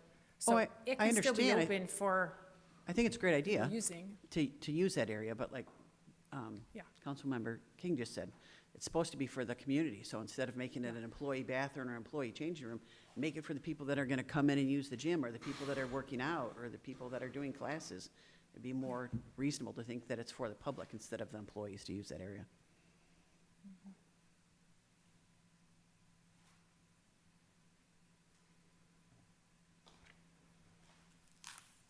Mayor, Yes, Councilmember. I have a Hughes. question about the 60,000. Where is that being funded from? From the ARPA contingency money, when we moved the ADA bathrooms, we had shifting, and that's where that is. And what are all of our options to use that 60,000, either here or anywhere else? Are there any restrictions where it can be The used? restrictions are it has to be in one of those scope areas. One of the scope areas, meaning, One of those 12 areas that are agreed upon with the ARPA. So one of those earlier slides, those scope areas. are there So any we can't of use it those other anywhere else. scope areas that you feel are in need of extra funding? There are more needs than there is funding. So you believe that this project is of greater importance than shifting it to the other projects? Yes, I do. I think we have to get an operational plan in place before we can expand these other things. We are working out of a hallway. We've invested $200,000 in cameras that are not being used. We have staff chasing around kids. It's just not an effective use. I know it's not exciting to add the front desk. I think out of the $7 million of this project, it's $160,000. And Just trying to get something that we can function with. And I appreciate that you explain that there's a lot more traffic than was depicted here. And that we do have 2 classes, you said, in the tech room. And how many people are in that tech room at a time? I think the schools bring over, 20 is all it can fit, so sometimes the middle schools bring over 40 kids, 20 are in there and 20 are in Spaceport. Okay, and how many The high kids- school's got a team, How many kids do you think on a weekly basis run through there with dance? 600. 600. Well, there's 600 individual dance slots. Some of those are repeating, so that's not inaccurate, but there's 600, Visits? yes, say. visits. Okay, visits class. so right now we're up to 620 visits with, well, the tech is times 2, 640 bodies through there just with those 2 groups, correct? Yeah. Okay. Yes, and I do provide some numbers, of course. Do I have it? Do I have it? So what is this? So maybe, we're already up to 640. It's about 400 spaceport visits a month. We have 3,400 center admittance in the month of October. So on a Wednesday, let's see, it's around 200 people average. On Wednesdays, that's our busiest. Fridays is our slowest, 84. Actually, that's not true. Saturdays is our slowest at 45. Our biggest draw are our classes. Right, Well, otherwise, we're not a destination right now. right. So on a monthly basis, or let's just take it a weekly basis, how many bodies are walking through there that may benefit from, like I say, the kids? I go to the grocery store, and I see moms buying groceries with their little girls in their costumes still. And the kids are cranky because they didn't even have dinner. They went straight from school to dance, and they've been running over, and now it's like 8 o'clock at night by the time those kids, and they have not had a morsel since lunch. So do you feel right now, at a guess, on a weekly basis, how many people could be benefiting from something other than candy and I think it's pop? 600 a week easy. Okay. Thank you. Mr. Mayor, Oh, if I could just add a little bit to this. What we're looking at now too, and then when it comes to our traffic, we haven't built out the imagination station. There's a few things that still haven't been done. And ultimately, the concept here is to use grant money to build a concession stand to allow us to generate revenue that someone who's sitting behind the front desk can then generate revenue to offset the cost of their existence at that front desk. Currently, as it was designed before Erica was here, before I had any say in these things, we had a person sitting at the front desk out in the hallway, and we have a person at the gift shop, which is because we could call it a little bit of a cafe, but it's got a coffee maker thing and pop machine and some candy bars. And while certainly any dollar we can make off that's fine, but we had 2 people staffing that. So ultimately, this plan is bring those 2 positions, combine them into one, and then provide a mechanism for them to be able to sell more than just the pop and the coffee, and to be able to feed people as they come. If we do a good job of building the gymnasium, we have people there. Having kids who play sports constantly, it's nice to be able to go grab a pizza or something beyond Mars Bar. Same thing for the dance people and things like that. So, you're stuck in that building. You've either got McDonald's, KFC, or Tubby's down the street, or you can stay with us, pay us some money, and help offset the cost of the person sitting at that front desk. And now that we are in that season where we have grant money that we can build this thing that's all in the dollar of the grant, as opposed to later on finding out we wish we would have added that, now is the time. And if let's just say it doesn't sell as much, as she stated, it's frozen. It doesn't, we don't buy any more frozen stuff that's not meeting our demand. We repurpose that, we find another purpose for it. But at this point in time, the alternatives are to spend it in other parts of the building which won't make as much of a difference nor help offset the cost. And honestly, my concern as the city manager looking at this project is not the capital expenses we're doing, because that's grant funded. My concerns are in the future offsetting the costs of the personnel that are working in that building, both through programming, and if it's sales of candy, if it's sales of pizza, if it's sales of pop, coffee, anything that helps us recoup the cost. This isn't a profit for Parks and Rec, but we can do a lot more as a community if we can offset those costs for running those programs. And like I said, there's no guarantees in any plans we have, but right now I know we're staring at a decent amount left over, as Erica stated, of $800 and some thousand. It really hasn't even been allotted for throughout the building, and taking $60,000 of that and really working to help offset the cost of that person at the front desk is the way I see it, and also provide a service. But when I'm staring at a budget and staring how can we do this going forward, I like the opportunity of using grant money to create a revenue source to offset our future. When I look at this project, I look at it from the terms of how do I protect the general fund as much as I possibly can in the future to administrate Radcliffe, because certainly it's nice when you get $7 million, or well, 6, to put towards a building and build something. But once that money's gone and all those capital expenses, we're left trying to figure out how we afford to run it. And some of that hopefully will be through revenue, through programming and things like that. But if we could spend $60,000 and develop a concession stand that helps offset the part-time employees' costs sitting at that desk, that's something I'm for. Certainly, at the end of the day, it's council's decision, but the reason I agreed to put this on the agenda, and I stand by the Parks and Rector's director's recommendation, is that concept. Now's a good moment in time for us to be able to do it, and currently they are working on that area. And I'm also afraid of, and trust me, few people want us up and running with Imagination Station to continue to even further hopefully offset these costs than me. But if we have an opportunity to do that right now while we're in that area, while Kelly's sitting over there right now, working in that and get it done, and we have grant money paying for it, the negatives, are outweighed by the potential positives, in my opinion. I mean, the positives are outweighed by the negatives. Yeah, the negatives are outweighed. Yeah, okay. Yep, positives are outweighed by the negatives. Sorry, apologize. I'm going too fast here, but yes, I just, and then again, as Erica stated, we're dealing with a project that was put in motion prior to our arrival, and we're trying to make the absolute best out of it and make it as successful as we can. This is one of those ideas that came up like, well, hey, for a little bit more grant money, it isn't our general fund money, we can add something that can bring us revenue in the future. And that's the basis of the decision. Ultimately, up to you guys, but please understand that's the good faith that we're coming from, and that's the attempt here. And the effort she's putting in to get it made into a concession stand, as well as all the other things it is. Anna. Councilmember Dole, did you? I did. I just wanted to let Erica know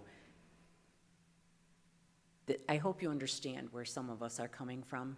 We've been burned. Okay? We'll just put it out there. Everybody knows. We got burned on this project, so we are a little leery. And I think that when we see something brand new in front of us asking for additional money, that may jeopardize other parts of this that are in the plan from the beginning being completed. it doesn't sit well right off the bat. I understand creating the revenue, and I know it's probably not anything that that you can put down in black and white, but it would be kind of nice to maybe have projections, you know, how long before this thing repays for itself, starts making its own money. And again, I understand that you can't, it's a guess, you know, an estimate, but I just want to let you know that, that we're not attacking you. It's, got it. we have just gotten really leery about this whole project Well, it's a across crazy the board. project. Absolutely crazy. Mayor? Councilmember Karafotis. And I just want to say that I understand exactly what Tim is saying when he's talking about bringing in revenue. I have 2 kids that go to the ice arena who I've bought thousands of Bosco sticks. So I get it. And so when I saw this thing, I did look up some of the revenue that the ice arena has taken in for these same things, the pizza, the Bosco sticks, all those things. So, I mean, even that can be an estimate. We know how many people go into the ice arena. We know how much they sell. So I get that. I've already looked at some of those things. But just a few minutes ago when you were talking, you said, well, we don't want to start doing other things. We want to finish the things we've already started, but those things aren't happening. We're not starting anything with the kitchen, but yet we're adding this concession stand that back in September, we disapproved this. There was no mention of it. So we are starting new things without starting other things that we thought were going to happen. So Well, again, let me get through this because I have updates for you. I realize that. And then, as Councilwoman Dold said, when we talk about being burned and we see a thing for $22,000 in cabinets, there's got to be a better answer. Home Depot or whatever it is, that however they work it at the ice arena or whatever. I mean, I don't think that every single thing in Radcliffe has to be up here. The card room doesn't need to have what the card room has. The concession stand maybe doesn't need $22,000 in cabinets. We don't need the employee bathroom, those kind of things. So just seeing it as, hey, this is a great thing to have. We have a lot of people coming through. We want to be able to feed them if we need to, sell as many Bosco sticks as we can so we don't have to have 2 employees. I get that, but maybe everything in that building doesn't have to be up here. It could just be normal. 100% agree with that. We downgraded our cabinets. When I got the first quote, what can we do cheaper, right? You want to? If I could, maybe I could help out a little bit. Thanks, Kelly. As far as downgrading the cabinets, you're gonna get what you pay for. The cabinets that we're putting there are solid plywood, Formica wrap, water can get on them, they won't warp, they won't damage. The last 30 years unless somebody goes up there with a sledgehammer. Home Depot cabinets, I can't promise that. We can put them in. As far as longevity, they're not built for a recreation center or any kind of concession use. That's why the cabinets are more. The cabinets in the back area by the food prep, we did downgrade to a Home Depot cabinet. They're still all plywood. So I guess it just depends. As far as you guys being concerned about your return on investment, this area, I feel, will probably make you the fastest money the quickest. And the reason is it's an automatic profit because everything's being spent out of the grant money. You're reducing your employees from 2 to 1.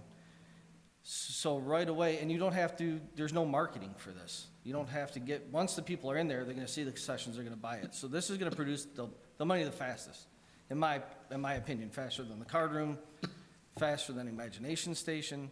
You're gonna get your ROI out of this quicker than anywhere else.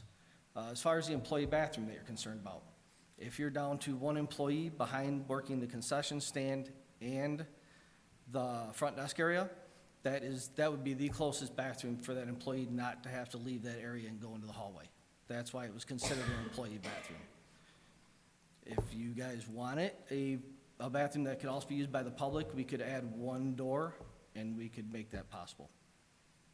So that's kind of why we're at where we're at.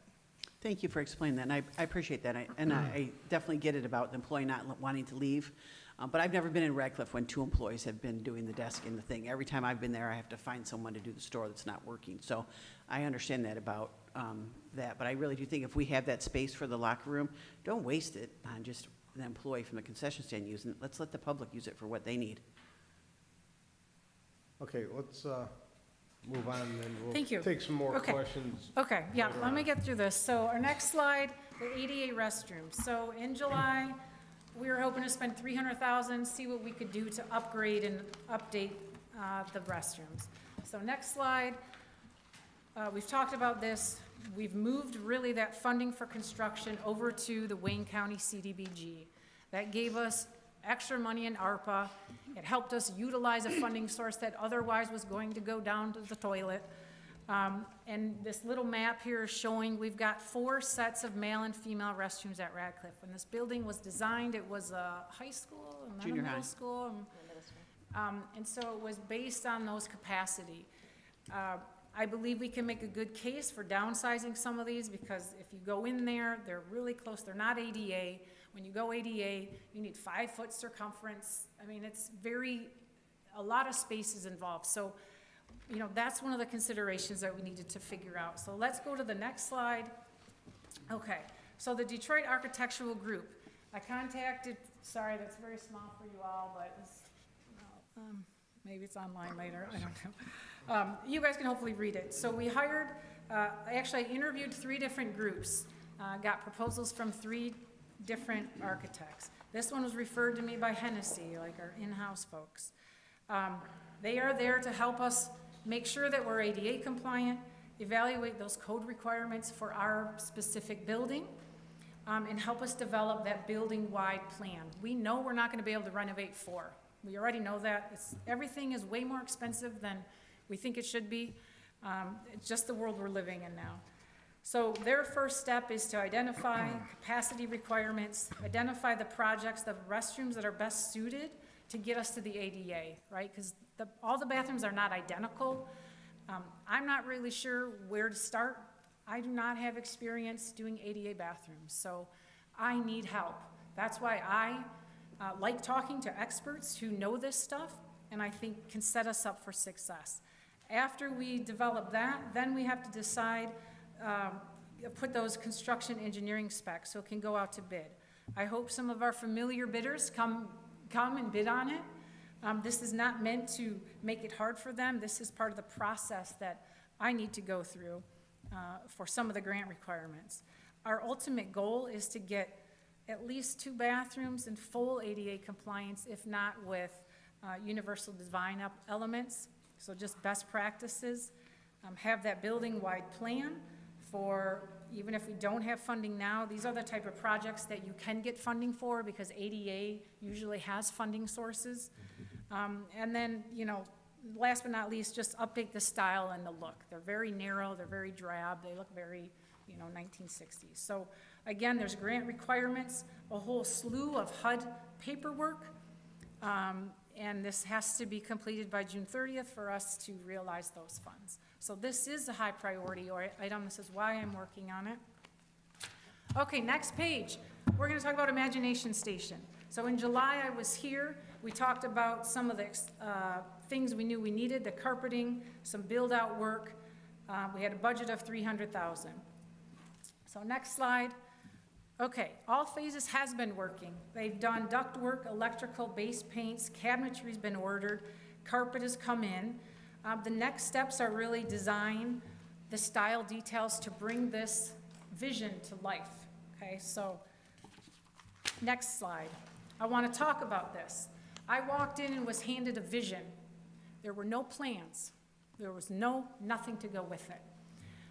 My first step is, okay, what do I need to know to be able to deliver this? What I have never seen in a Parks and Rec department, a children's museum, because that's what all those photos are, the inspiration. Those are children's museums.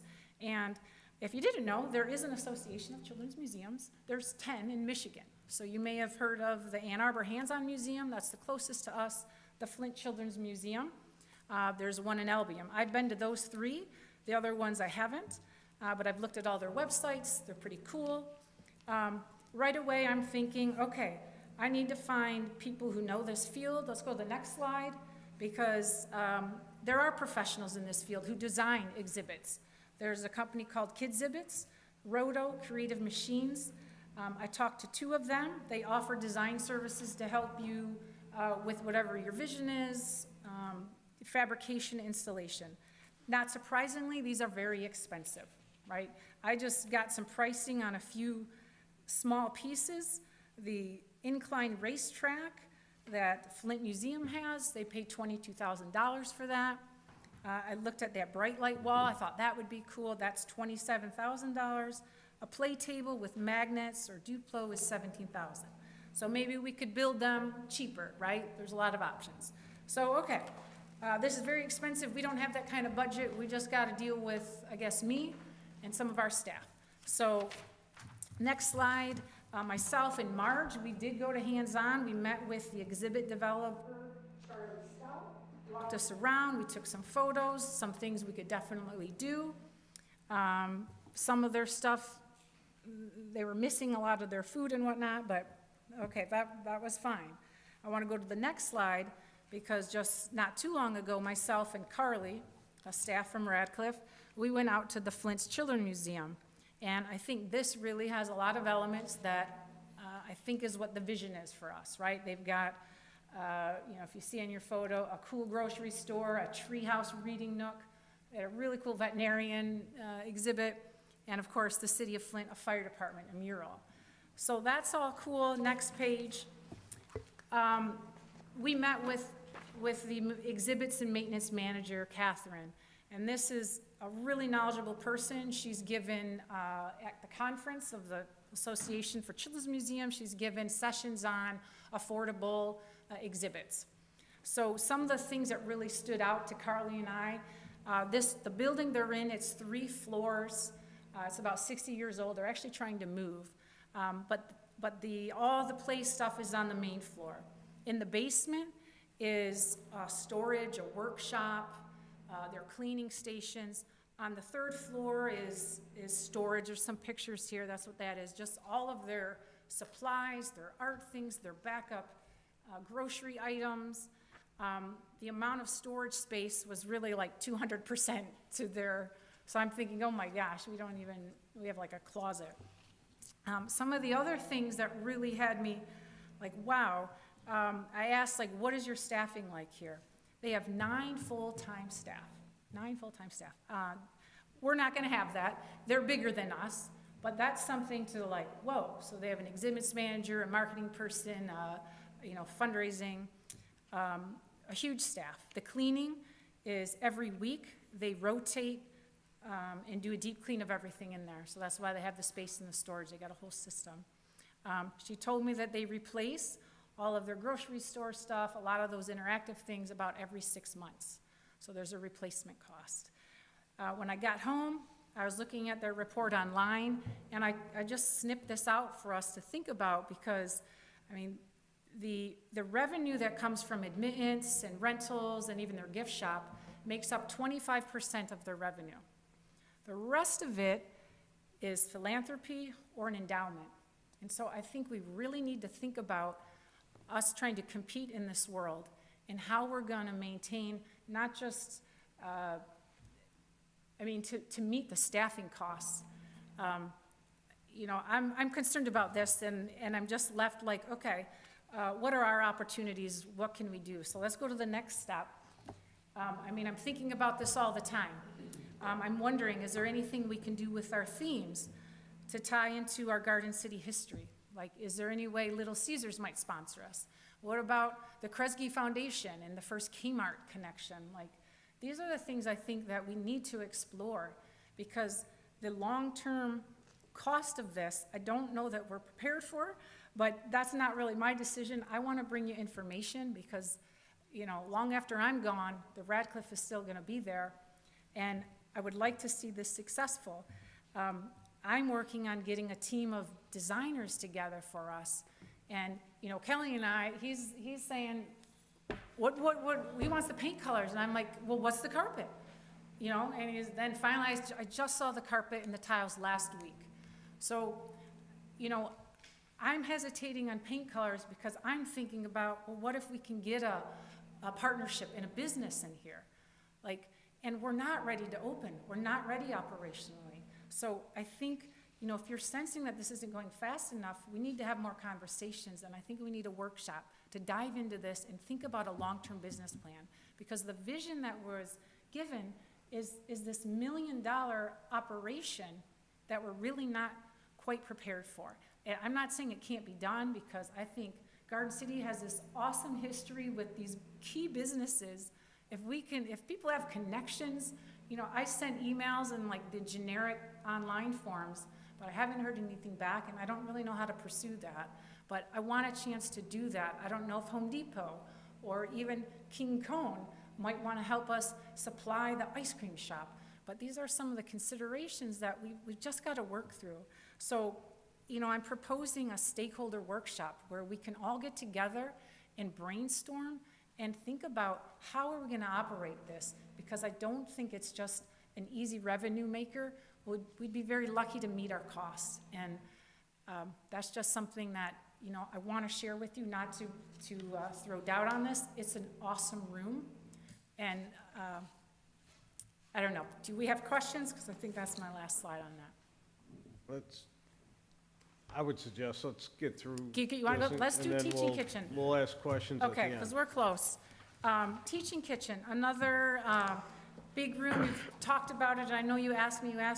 So in July, we had just a preliminary quote for the building out the remaining kind of construction stuff, equipment, miscellaneous. The estimate was like $350,000. So let's go to the next page. I know you're telling me there's no visible construction progress. So I want to share, there is work happening. It's planning, and it's figuring out how to, again, operate and how to best build it. So next slide. Again, here's our vision, right? This is the pictures on the wall, like these cool, like the great baking thing. That's the vision. Next slide. I've never designed a teaching kitchen, so here's what I'm thinking. I step into this role, there's, you know, 8 other massive projects, and now I got this teaching kitchen that was just handed to me, and I'm like, okay, we need to know what our goals are. I need to know what the requirements are, fire code, health code, and building code. A budget. I'm not familiar with commercial kitchen stuff. I'm not familiar with a lot of the costs associated. I certainly have not designed or constructed. I mean, we have some contacts with that. And I'm really thinking, again, operational. So we kind of have a team. Myself, you know, Marge is a multi-purpose person. We got our cupcake decorating instructor, who really, you know, is excited to expand those classes. Kelly has been like a consultant for us. Leslie actually ran a restaurant in a different previous job. You know, my focus, again, I'm prioritizing by urgency. So again, roof, reimbursement, ADA bathrooms. I'm trying to do research. I'm trying to understand.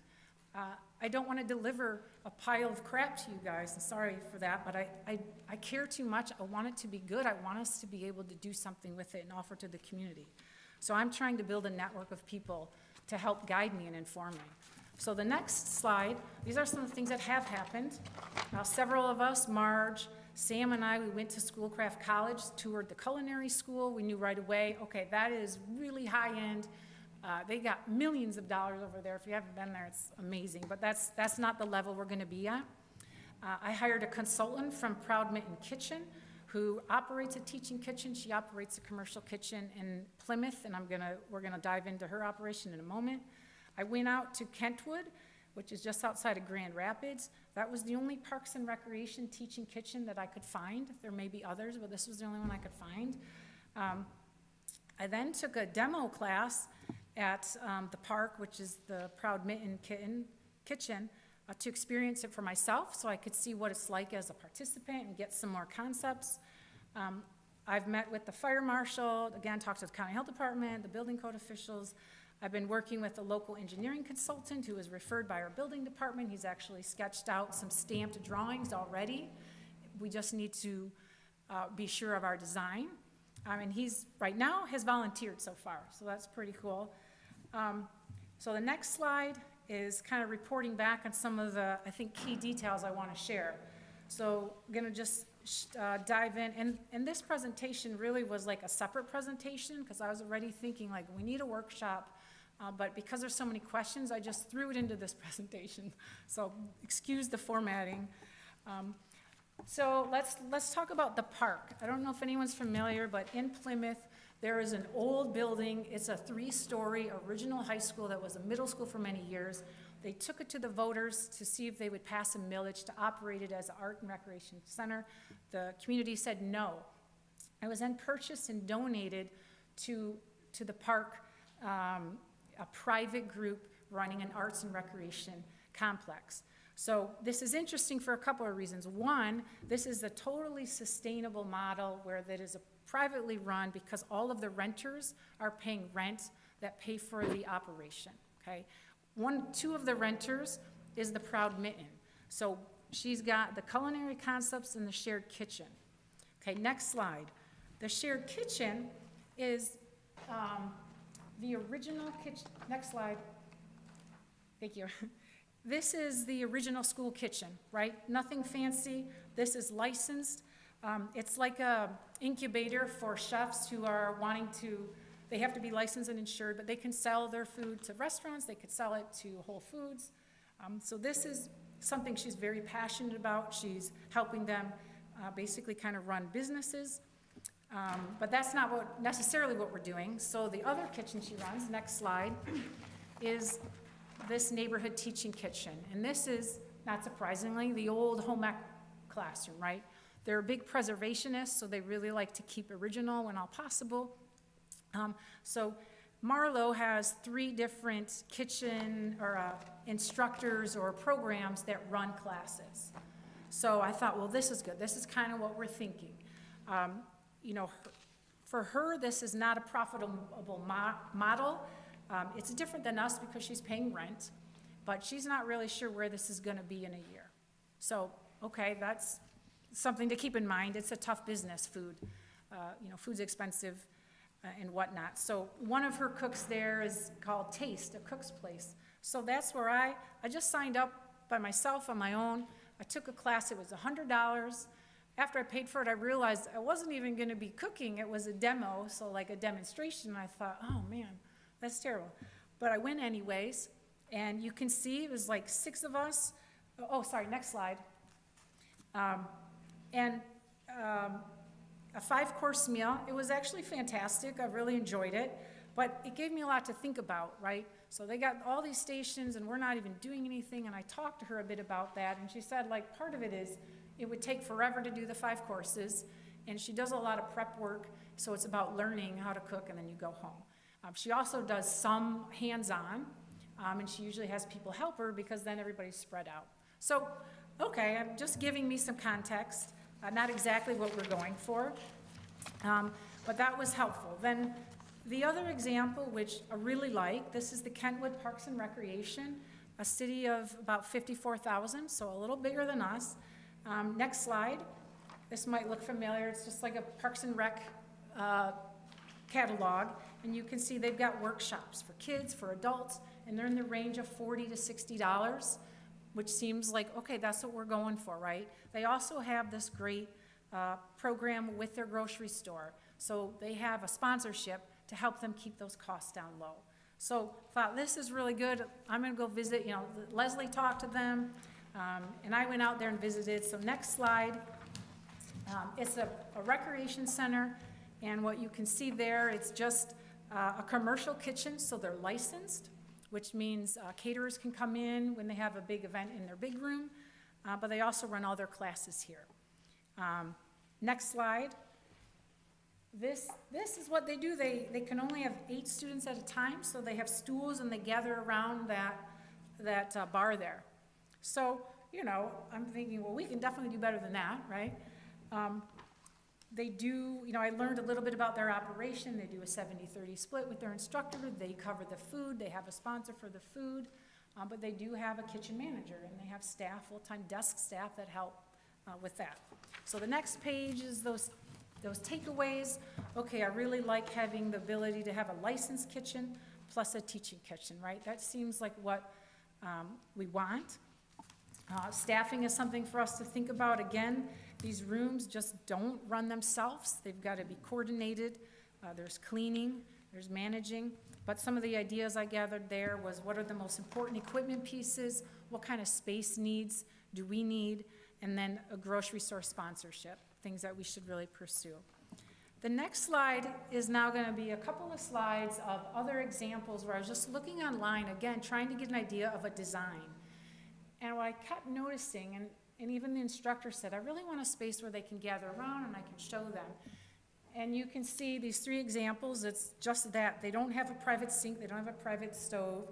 And if you go to the next slide, it's more of the same. And I remembered, yeah, I went to Zingerman's with my kids and we did it like that. We made cookies and they come around, they get your cookie sheet and they go and they take it and they put it in the oven. So I started wondering about our design. Do we need 7 ovens? Like, these are professional teaching kitchens and they're kind of compact. So again, you know, trying to revisit, what are we trying to accomplish? One more slide, please. Certainly I found examples where there's some clusters, but again, they're really not working around a full kitchen setup, sink, oven. And, you know, I think I started realizing our inspiration is like for a television show. Those are the Great Baking Challenge. Those are television shows. Those aren't really teaching kitchens. So again, like before we dive in and we spend all this money, let's have a plan. That's all I'm, you know, trying to say. So the next slide is I just got this today because this is a volunteer helping us out. The original plan, he kind of drew it up with specs. This is a stamped drawing. This is what we need, and this was free right now. You can see all the applicable codes. I snuck that in here. So these are all the things like that we have to make sure that we're meeting, and that's what an architect helps us with. That's what the design is, in part. This person designs commercial kitchens, and we talked about maybe doing it differently. You know, I don't have all the answers. I'd like to, again, do a workshop, get stakeholders in, bring our teaching people in, really go through the goals, because if you go to the next slide, these are the goals that are in my mind. I think we want to be able to grow our current programming. We have the cupcake decorating. We have food pantry that does some classes. They could use this. We have operations at Radcliff where the senior luncheon, like I think on Friday, they're cooking and bringing in big, those things you plug in. Slow cookers. Yeah. Yeah. So again, yes, let's try to think about how many different ways we can use this, right? And then if it's licensed people who have a big party or a big event can bring in a caterer and utilize that. We definitely need to meet building code, fire code, health department, licensing. We just have to. As a city, our responsibility, our insurance, all of those things just require us to be totally in line. And again, I'm just thinking operationally sustainable. What does it really cost to run? These are things that, you know, I don't think came along with the vision was the reality of, and there's just not many examples of a Parks and Rec department doing these things. So the next slide is really just the next steps for me. Let's have a workshop. Let's talk about the options. You all have you ultimately are going to be making decisions on budget, hard decisions. And so I think these are things we need to think about before we just create and then maybe look back and say, oh, I wish we would have done this or that. So things have happened. I know it doesn't look like it, but if you knew all the things in my mind all the time, I wish that counted for something. Then the last couple of things, the auditorium, the gym, which again is like an operational, this is our biggest room, I mean the biggest demand that we have. We were hoping to spend $200,000. That's basically down to $100,000. We had some other costs come in that I wasn't expecting from the design of the gymnasium that we're not building. But we've got, you know, a hope to put in at least some basketball backstops that move up, get it set for pickleball. And we got to remove, I think, the light box. So there's some smaller things that we think will really enhance our ability to use it. Then the next slide is just the slide of the 6 projects from July. Yeah, I'm not going to go over this. These were all the small rooms, like things we want to finish. These are more operational wish lists for us. And really, if you go to the next slide, what we're looking at now is what are the things that are incomplete. So like the computer lab, you know, that room, I think we need to downsize the lab. We got a small room, craft room 2. we think would be better. We could utilize that room as a multipurpose activity room. That's what we have the most demand for. You know, the locker room to the north, we think we could create a bungee room in there, like the bungee exercise. I think some of you remember that. We're looking for a place to store tables and chairs, because we have a lot of them. There's a room to the side that's not done, the courtyards, the signage and the exterior wayfinding. I would really hate to get to the end of this and not have money to put signs, because it's really frustrating for people the first time coming there. It's very confusing. The heritage room just needs the walls cleaned up, art, the food pantry, the garden. I think we owe them a shed. The Head Start playground's not compliant. We moved it. The original kitchen, by the way, I looked at the original kitchen. I took the engineer there. I said, is there anything here that we could salvage? Could we use this? And he said, not really. This stuff is archaic. You'd have to rip it all out. But we would like to do something to at least organize it. The community meeting room, spaces for long-term rent. If we're looking at other things down the road, what could we be doing now to set us up for that? Those are things that I think we should think about. The last couple slides are on the HUD. These two are still really high priority just because of the timeline, and I think I've already mentioned just the HVAC. This is something I'm trying to work on this month. Okay, next slide. I think everybody knows this. There's just a lot of aging, dilapidated equipment. To get this fixed as soon as possible would be great, because the bills have been extensive on just repair. We think it's around $2 million, but we won't know till we get quotes. So the next slide, which is kind of like today's update, we have specs and engineering work in progress.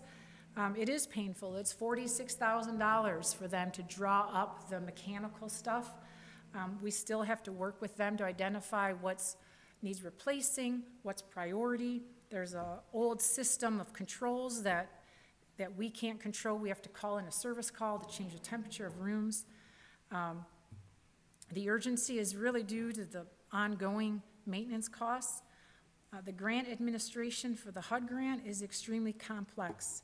I've been working since September to get into our portal, and it's taken 3 months. And it's just like every week I send an email and I don't get a response.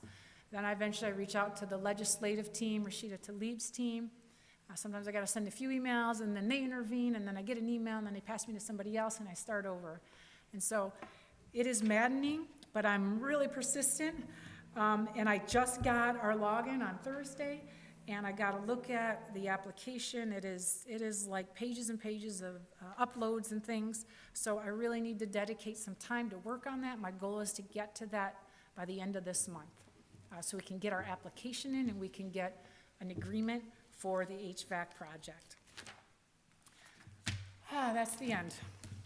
Okay, thank you, first of all, for the update. I didn't realize it was going to be this extensive. What I would ask council is, right now we're looking at the concession later on in the action items. I will work with the city manager, and we will set up a workshop for kind of everything else. So unless there's like a really pertinent question that you have on everything else beside the expansion, which we'll get to, if we can try and hold off maybe a lot more questions until the workshop, and then we can, unless somebody has, Mayor, I think Councilmember Karafotis. I think the workshop is a great idea for the teaching kitchen and for the imagination station, because that sure sounds like a lot of work. And again, we realize that you came into a big mess and that there was no plan. So I get the planning period's going to take a long time to do that. But when it comes to things that we need to get done, like the HVAC and the boiler system, I just have a question. D. Clemente is who that we hired the last time you came in front of us to do that. Do they have everything that they need to provide this, or are they consulting with Tech Mechanical and we're also paying them, or whatever they're called now? So, you know, there's a lot that goes into this. Their agreement, their proposal, like when we first reached out to them, we were hoping to do it at the same time as the roof. So that was early on. but they were asked to replace this for that, and, you know, they're like, okay. So their proposal is not as in-depth as far as evaluating every piece. They're relying on Tech Mechanical to provide the knowledge that they have, which is kind of our, I mean, that's our, you know, we don't have in-house. So Tech Mechanical are our experts. So we're connecting them to get them what they need. Are we paying Tech Mechanical for that? Oh, yes. Over $10,000? No. And then I had one more question about that. Oh, I recently saw some paid invoices that were from months ago that we didn't know were due. Oh, yeah. Was that included in the totals for what we spent so far?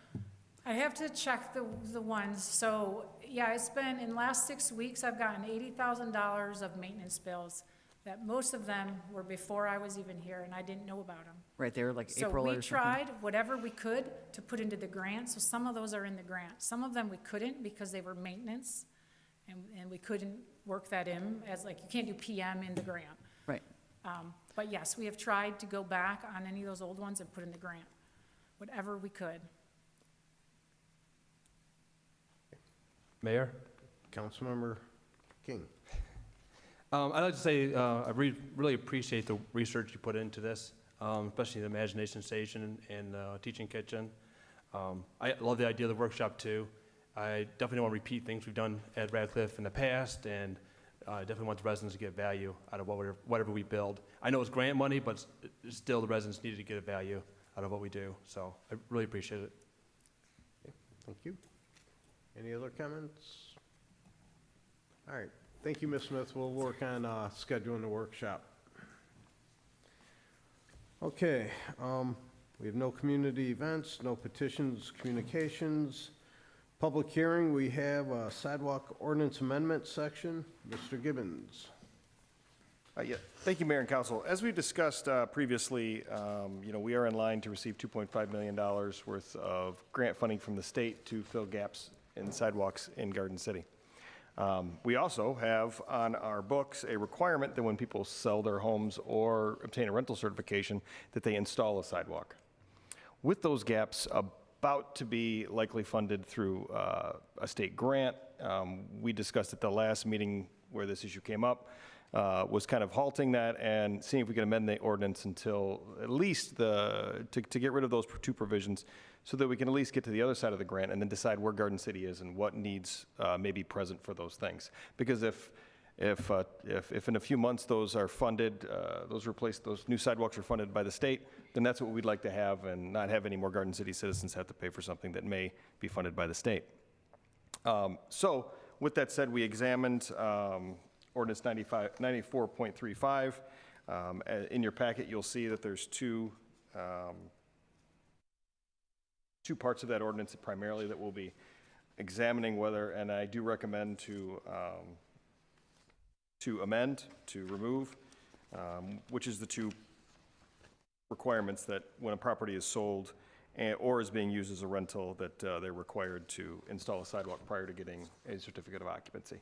I also do recommend, though, when a new home is built on an empty lot, that the requirement to install a sidewalk is kept, as that if you're constructing a new home in Garden City and you have no sidewalk in front of you, I think that's a reasonable requirement of a brand new constructed home, and consistent with you know, our goals. Because let's say you know, a new home is being constructed, we make that in our plans, then all of a sudden for the grant money, then all of a sudden a home is built.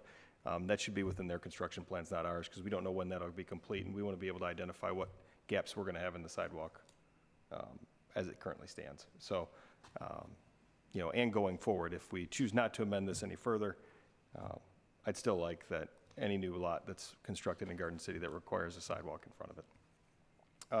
That said, there's also a line in here, the resolution requests the amendments, but also, you know, there's been some discussion over the phrase "no certificate of occupancy," which is part of this, what we're looking to amend, but just below it. No certificate of occupancy will be issued to the homeowner or renter until the sidewalk is installed.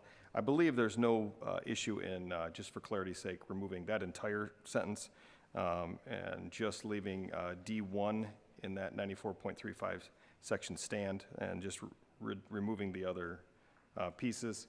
The remainder of the ordinance will still suffice to carry out its purpose. Okay, with that, the table can comment when it comes to us in action. For right now, I'll open up the public hearing for anybody that would like to make a comment on it, and we won't answer back, but we will more than likely answer back in the action item. You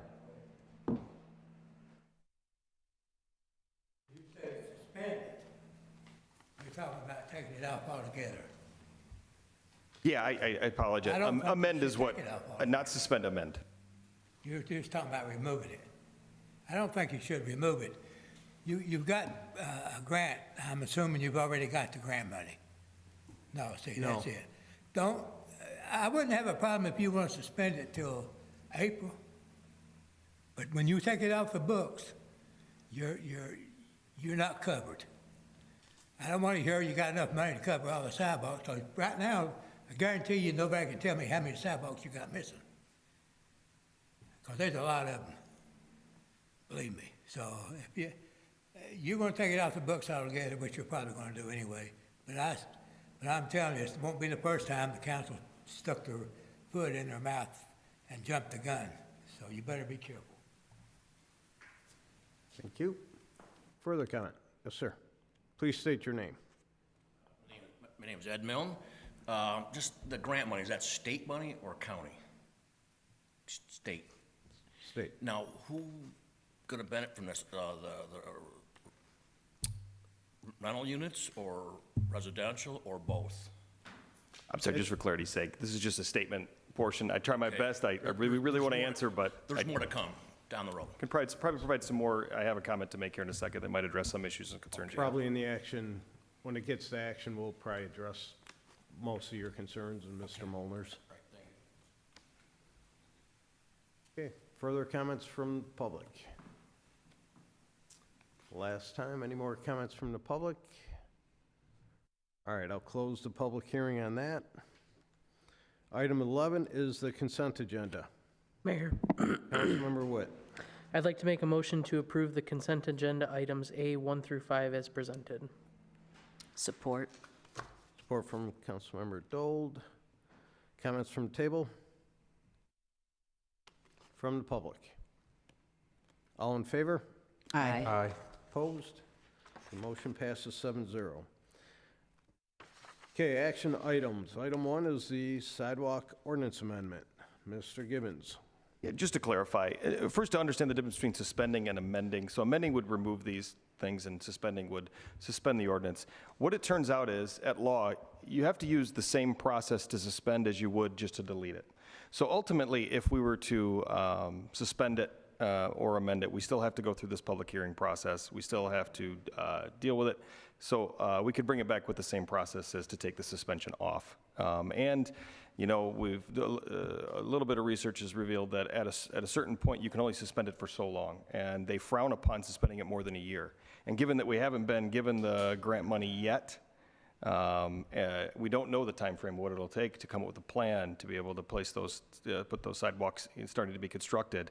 You know, if we have a bad, you know, earlier winter and things like that that may delay it, we might be pushing against that threshold. Ultimately, if it's council's purview to continue this after the grant, we can bring it back in front of council, and we'd have to do a very similar process as we would to deal with the suspension. So it would take a lot of those kind of issues. And ultimately, if we are, you know, if we are utilizing the 2.5 million and we are successful in filling these gaps, you know, the purpose of the ordinance becomes a little more moot than it was, because ultimately our goal is to make Garden City a more walkable community. And, you know, if we can utilize those funds to do so, it may take some of the pressure off. And what I would hate to see is this be on the books and it hold up a real estate transaction that may be happening right now before we get the grant money.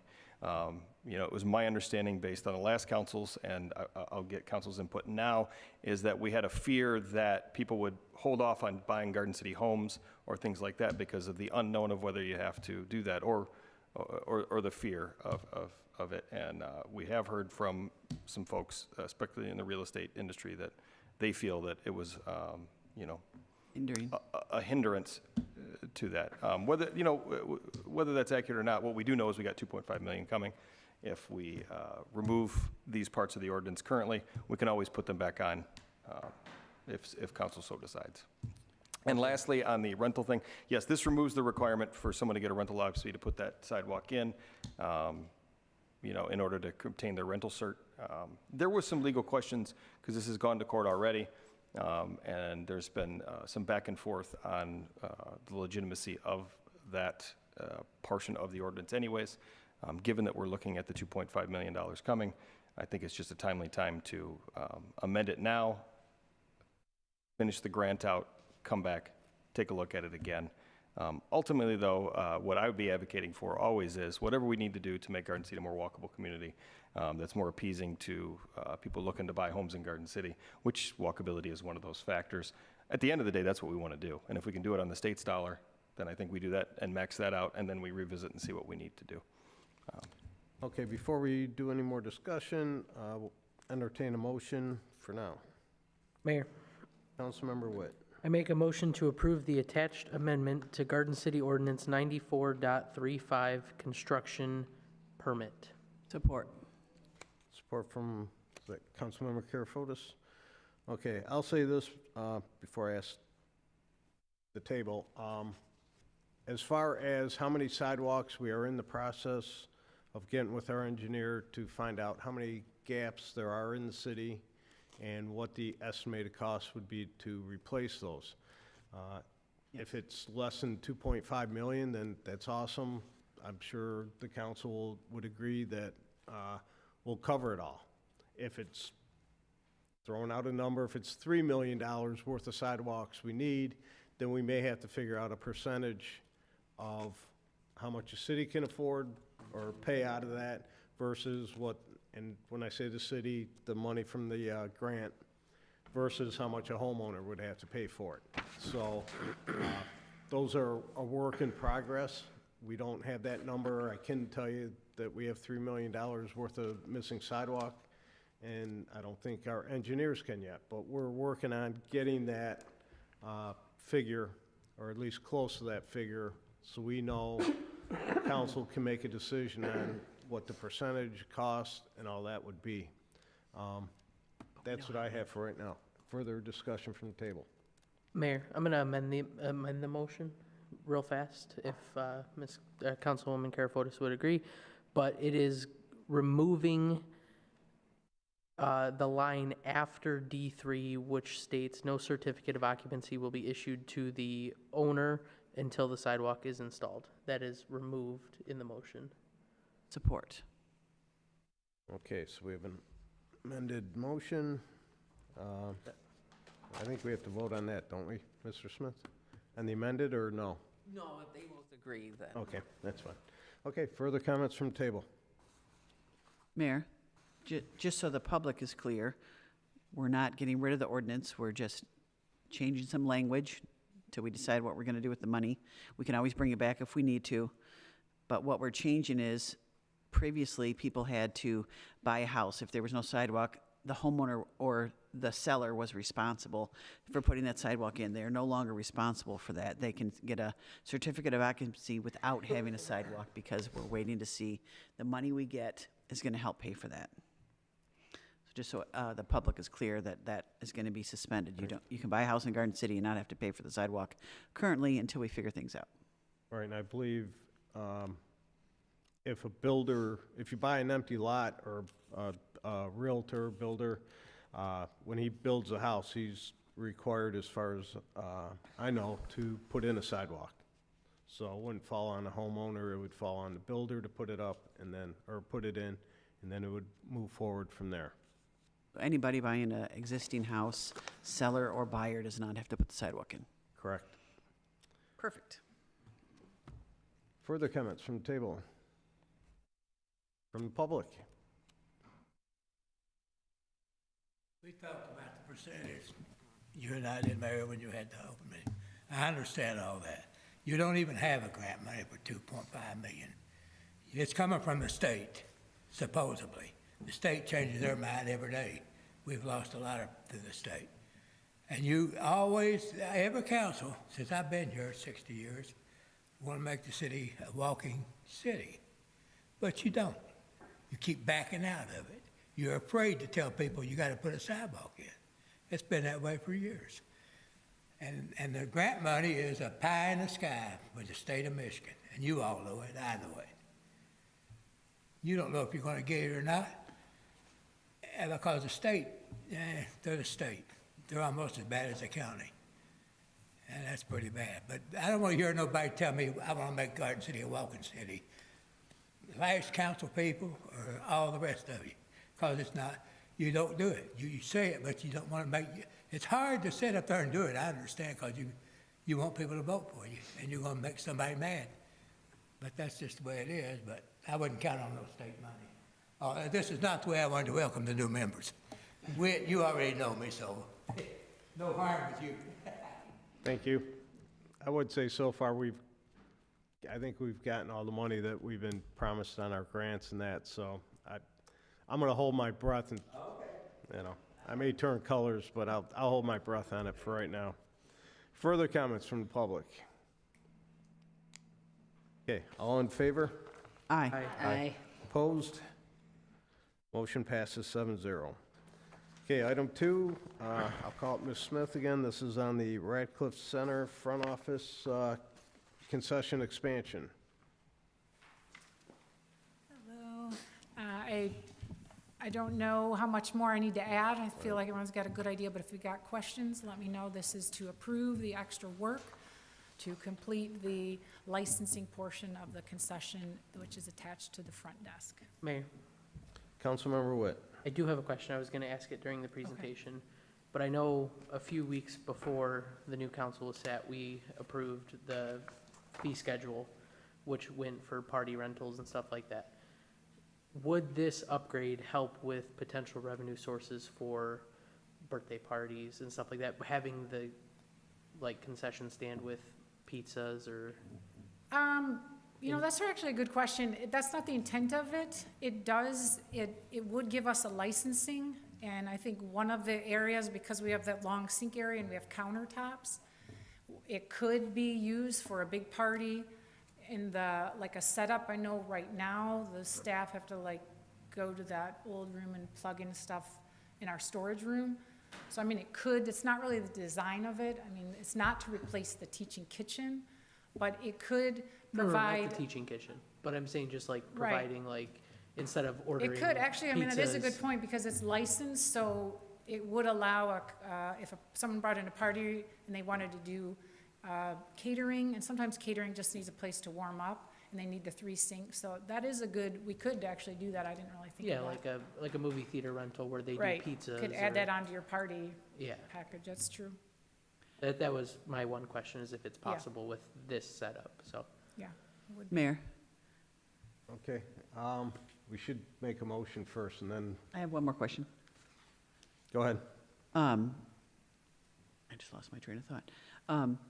Along those same lines of renting, and you said you had to take that module for 8 hours, is there any other staff that's going to be trained in those things? Yep. I think we've got 2 staff doing it, and there is staff at the ice rink that have it. Then there's like a just like a staff version of it for the people handling food. So that's I think a $25 license. Thank you. Okay. Mayor? Motion is in order. Councilmember King. I make a motion to approve all phases as contractor to complete the front office concession expansion in the amount of $60,725. Support. Support from Councilmember Witt. Further discussion from the table. Mayor, Councilmember Dole. I'm not comfortable with the wording of this motion because we never approved the concession area to begin with. So what it's saying is that we're approving all phases as the contractor. That's true. We never talked about concessions before. So I think we need to make a motion to approve the plan to move forward with the concession area and then also to approve all phases. Then it kind of 2-part here. I don't think we've ever had to approve his work before at the beginning. Well, that's what I was just wondering, that we have to approve the contractor. I think but the motion needs to be to approve the concession area. Right, The before, work on the concession area in this amount. yeah, but him as the construction person, we already approved him when Radcliff opened to do this work for us. I don't think he has Well, to we be haven't approved. approved, yeah. We didn't bid it I see Councilmember Dole's point Yeah. of we never formally approved the concession area. Right, we never talked about it till today. But So that we're might, just approving an expansion, the concession expansion to the room. I mean, maybe Matt, or yeah, Brian can step in and, I Help. mean, if it would make council more at ease to make a motion to approve an expansion with a concession build-out, you can do that. Otherwise, the way it's presented here, if you're comfortable with the memo that states, that this is the plan that you want to do, you can go that route either. Like I said, it's council's, decision at the end of the day. Whatever makes you feel better about it, we can withdraw this motion, make another motion to approve turning the front desk construction into a concession expansion, or you can maintain, if the maker and second wish to maintain with this motion, they can press forward with what. can we just make the motion to approve the concession expansion with In the amount of approving all 60,000. phases Well, as that's- the contractor? that's the same way it's written. It's exactly identical. Well, we didn't approve the expansion. But we're approving the concession expansion and having all phases do the work. No, the motion says we're approving all phases as the contractor, We're not approving, it's, period. To complete the front office concession expansion, That we never approved to begin with for $60,000. yeah, it's bundled together. So- That's what this is. I don't like He's the our wording. contractor that's been working on these, all right. and do- the information was brought up as an expansion. I think I have something I could offer that Might is be a nitpicking concept. here, but I Is- would no, just no, let's- rather approve the Yeah, properly. No, expansion. just as thinking about it, is to approve, my recommendation would be to pass a resolution that says to approve the complete front office concession expansion in the amount of $60,025 and approve, and allow the city or Parks and Rec director to contract with all phases to complete said work. Perfect. Is that acceptable? I know I said that quickly, I apologize. But let's, If you want to repeat that just a little slower. yep, I will. I've thrown it out there, so I wanted to make sure but is to approve the front office concession expansion in the amount of $60,725 and allow the Parks and Recreation Director to contract with all phases as the contractor to complete the project. I accept that motion change. I second it. Okay, so that's the motion. Further discussion from the table? From public?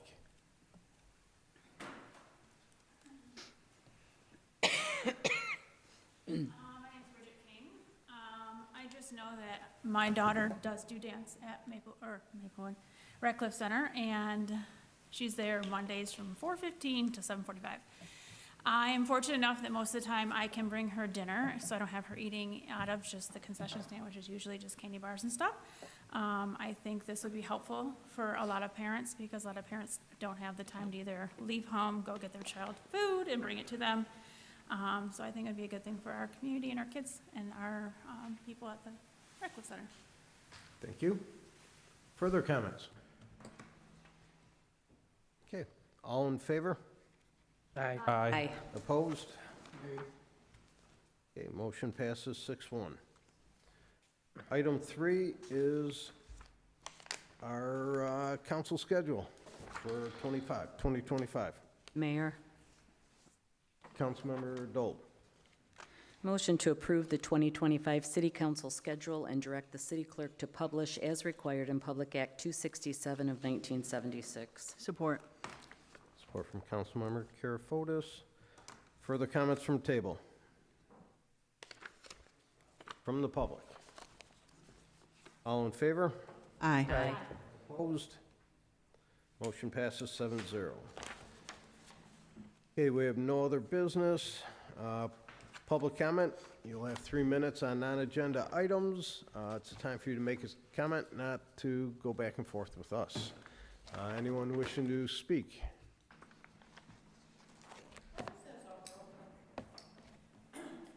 Please state your name. Donna Canzaneri, Balmoral. Did those people who owed money that were renting ever pay? Yes. I know I said it wasn't back and forth, but that's. Well, they did pay.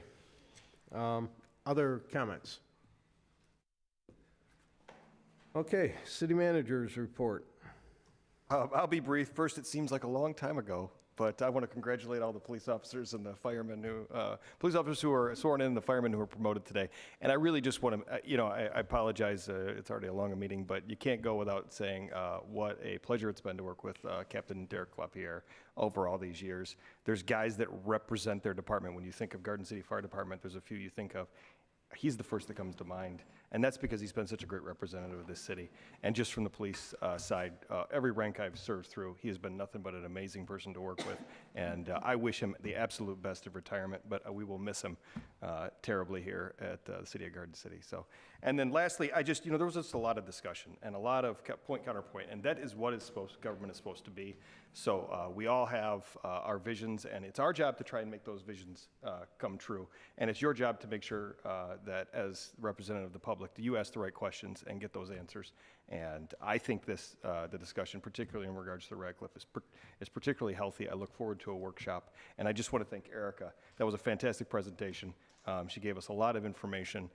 There's not easy decisions when you're doing this kind of thing, particularly in the kind of new thing we're doing. And I just want to thank her and thank you guys for your questions and input. And that's all I've got for tonight. Sorry for being long-winded. Okay, thank you. Mr. Smith. Congratulations to our promotions and our new officers. I had met them last month and finally got to swear them in. Congratulations on the captain's retirement, and thanks to Parks and Rec Director Smith for a detailed presentation with a lot of information. I know she came into a difficult situation, but I think she's doing the best she can with what she was handed. Okay, thank you. Mayor Pro Tem Dole. Yes, I'd like to explain my no vote. Don't know if it's necessary, but I think we're putting the horse in front of the cart in front of the horse. It's a lot of money. I would like to see some of the projects that have been on the agenda being addressed. Not that I'm against this. I just think it's bad timing. Like the lady said, we got beat before. I don't want to see that happen again. We've had a busy couple of weeks. The Christmas light ceremony was beautiful.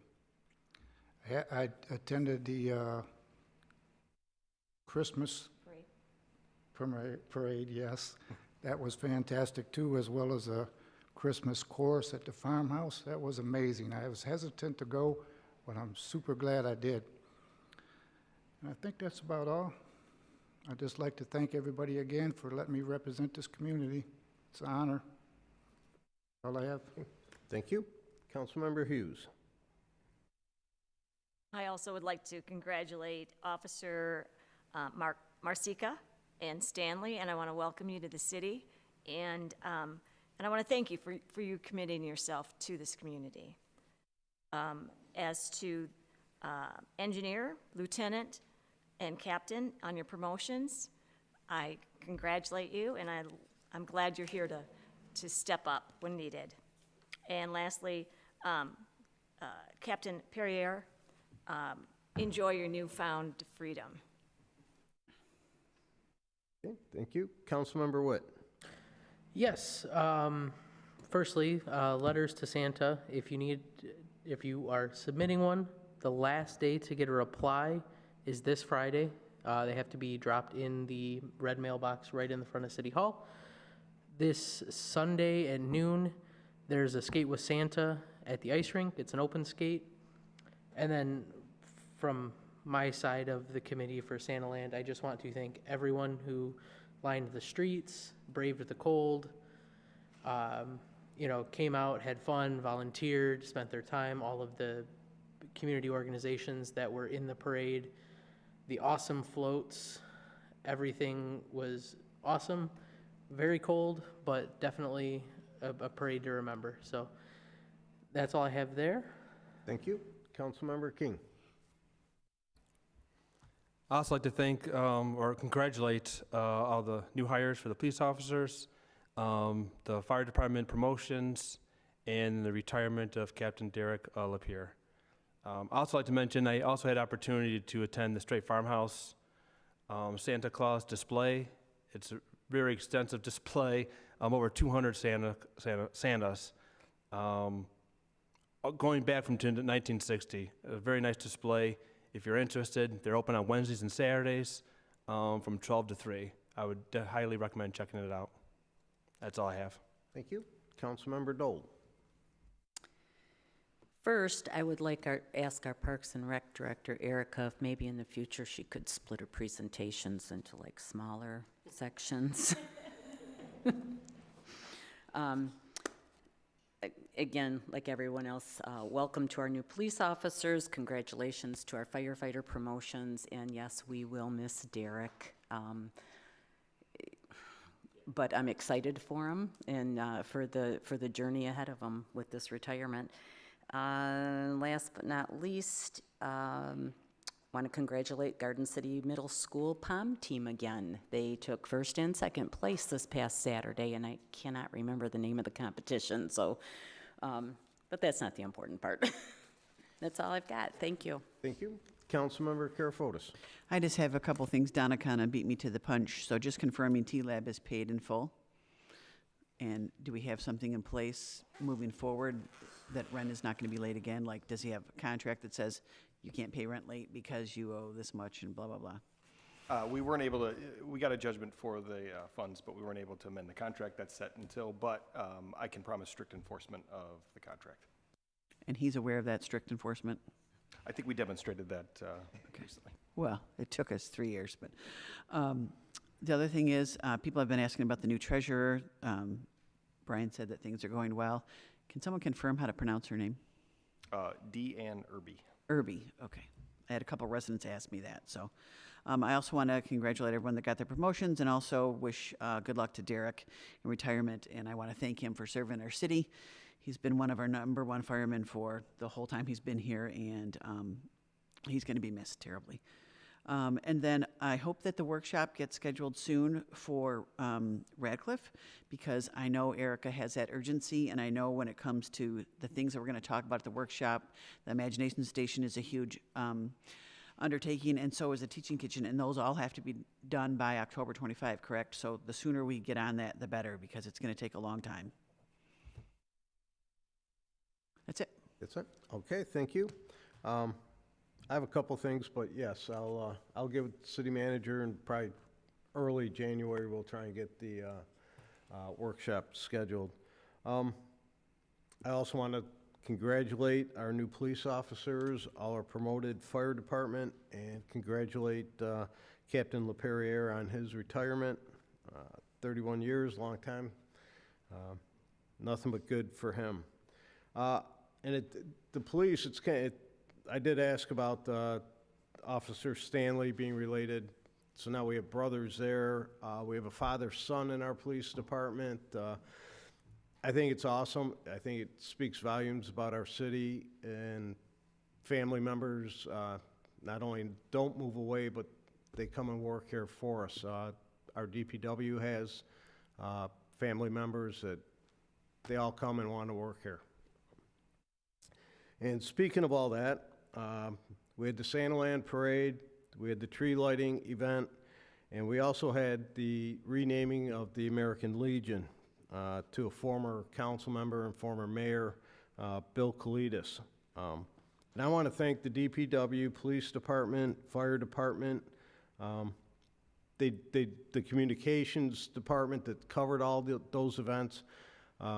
They kind of stand off on the side, but they secured the streets, they secured all the roads, made sure everything was going good, was safe, and they kind of go unnoticed a lot of times unless something bad happens, but they did a phenomenal job. It was a very busy week. I know Our communications department loved all the events going on in about a 3-day span, but they all stepped up, did a great job. The city looks great, and I want to thank all of them. And no further business. This meeting is adjourned.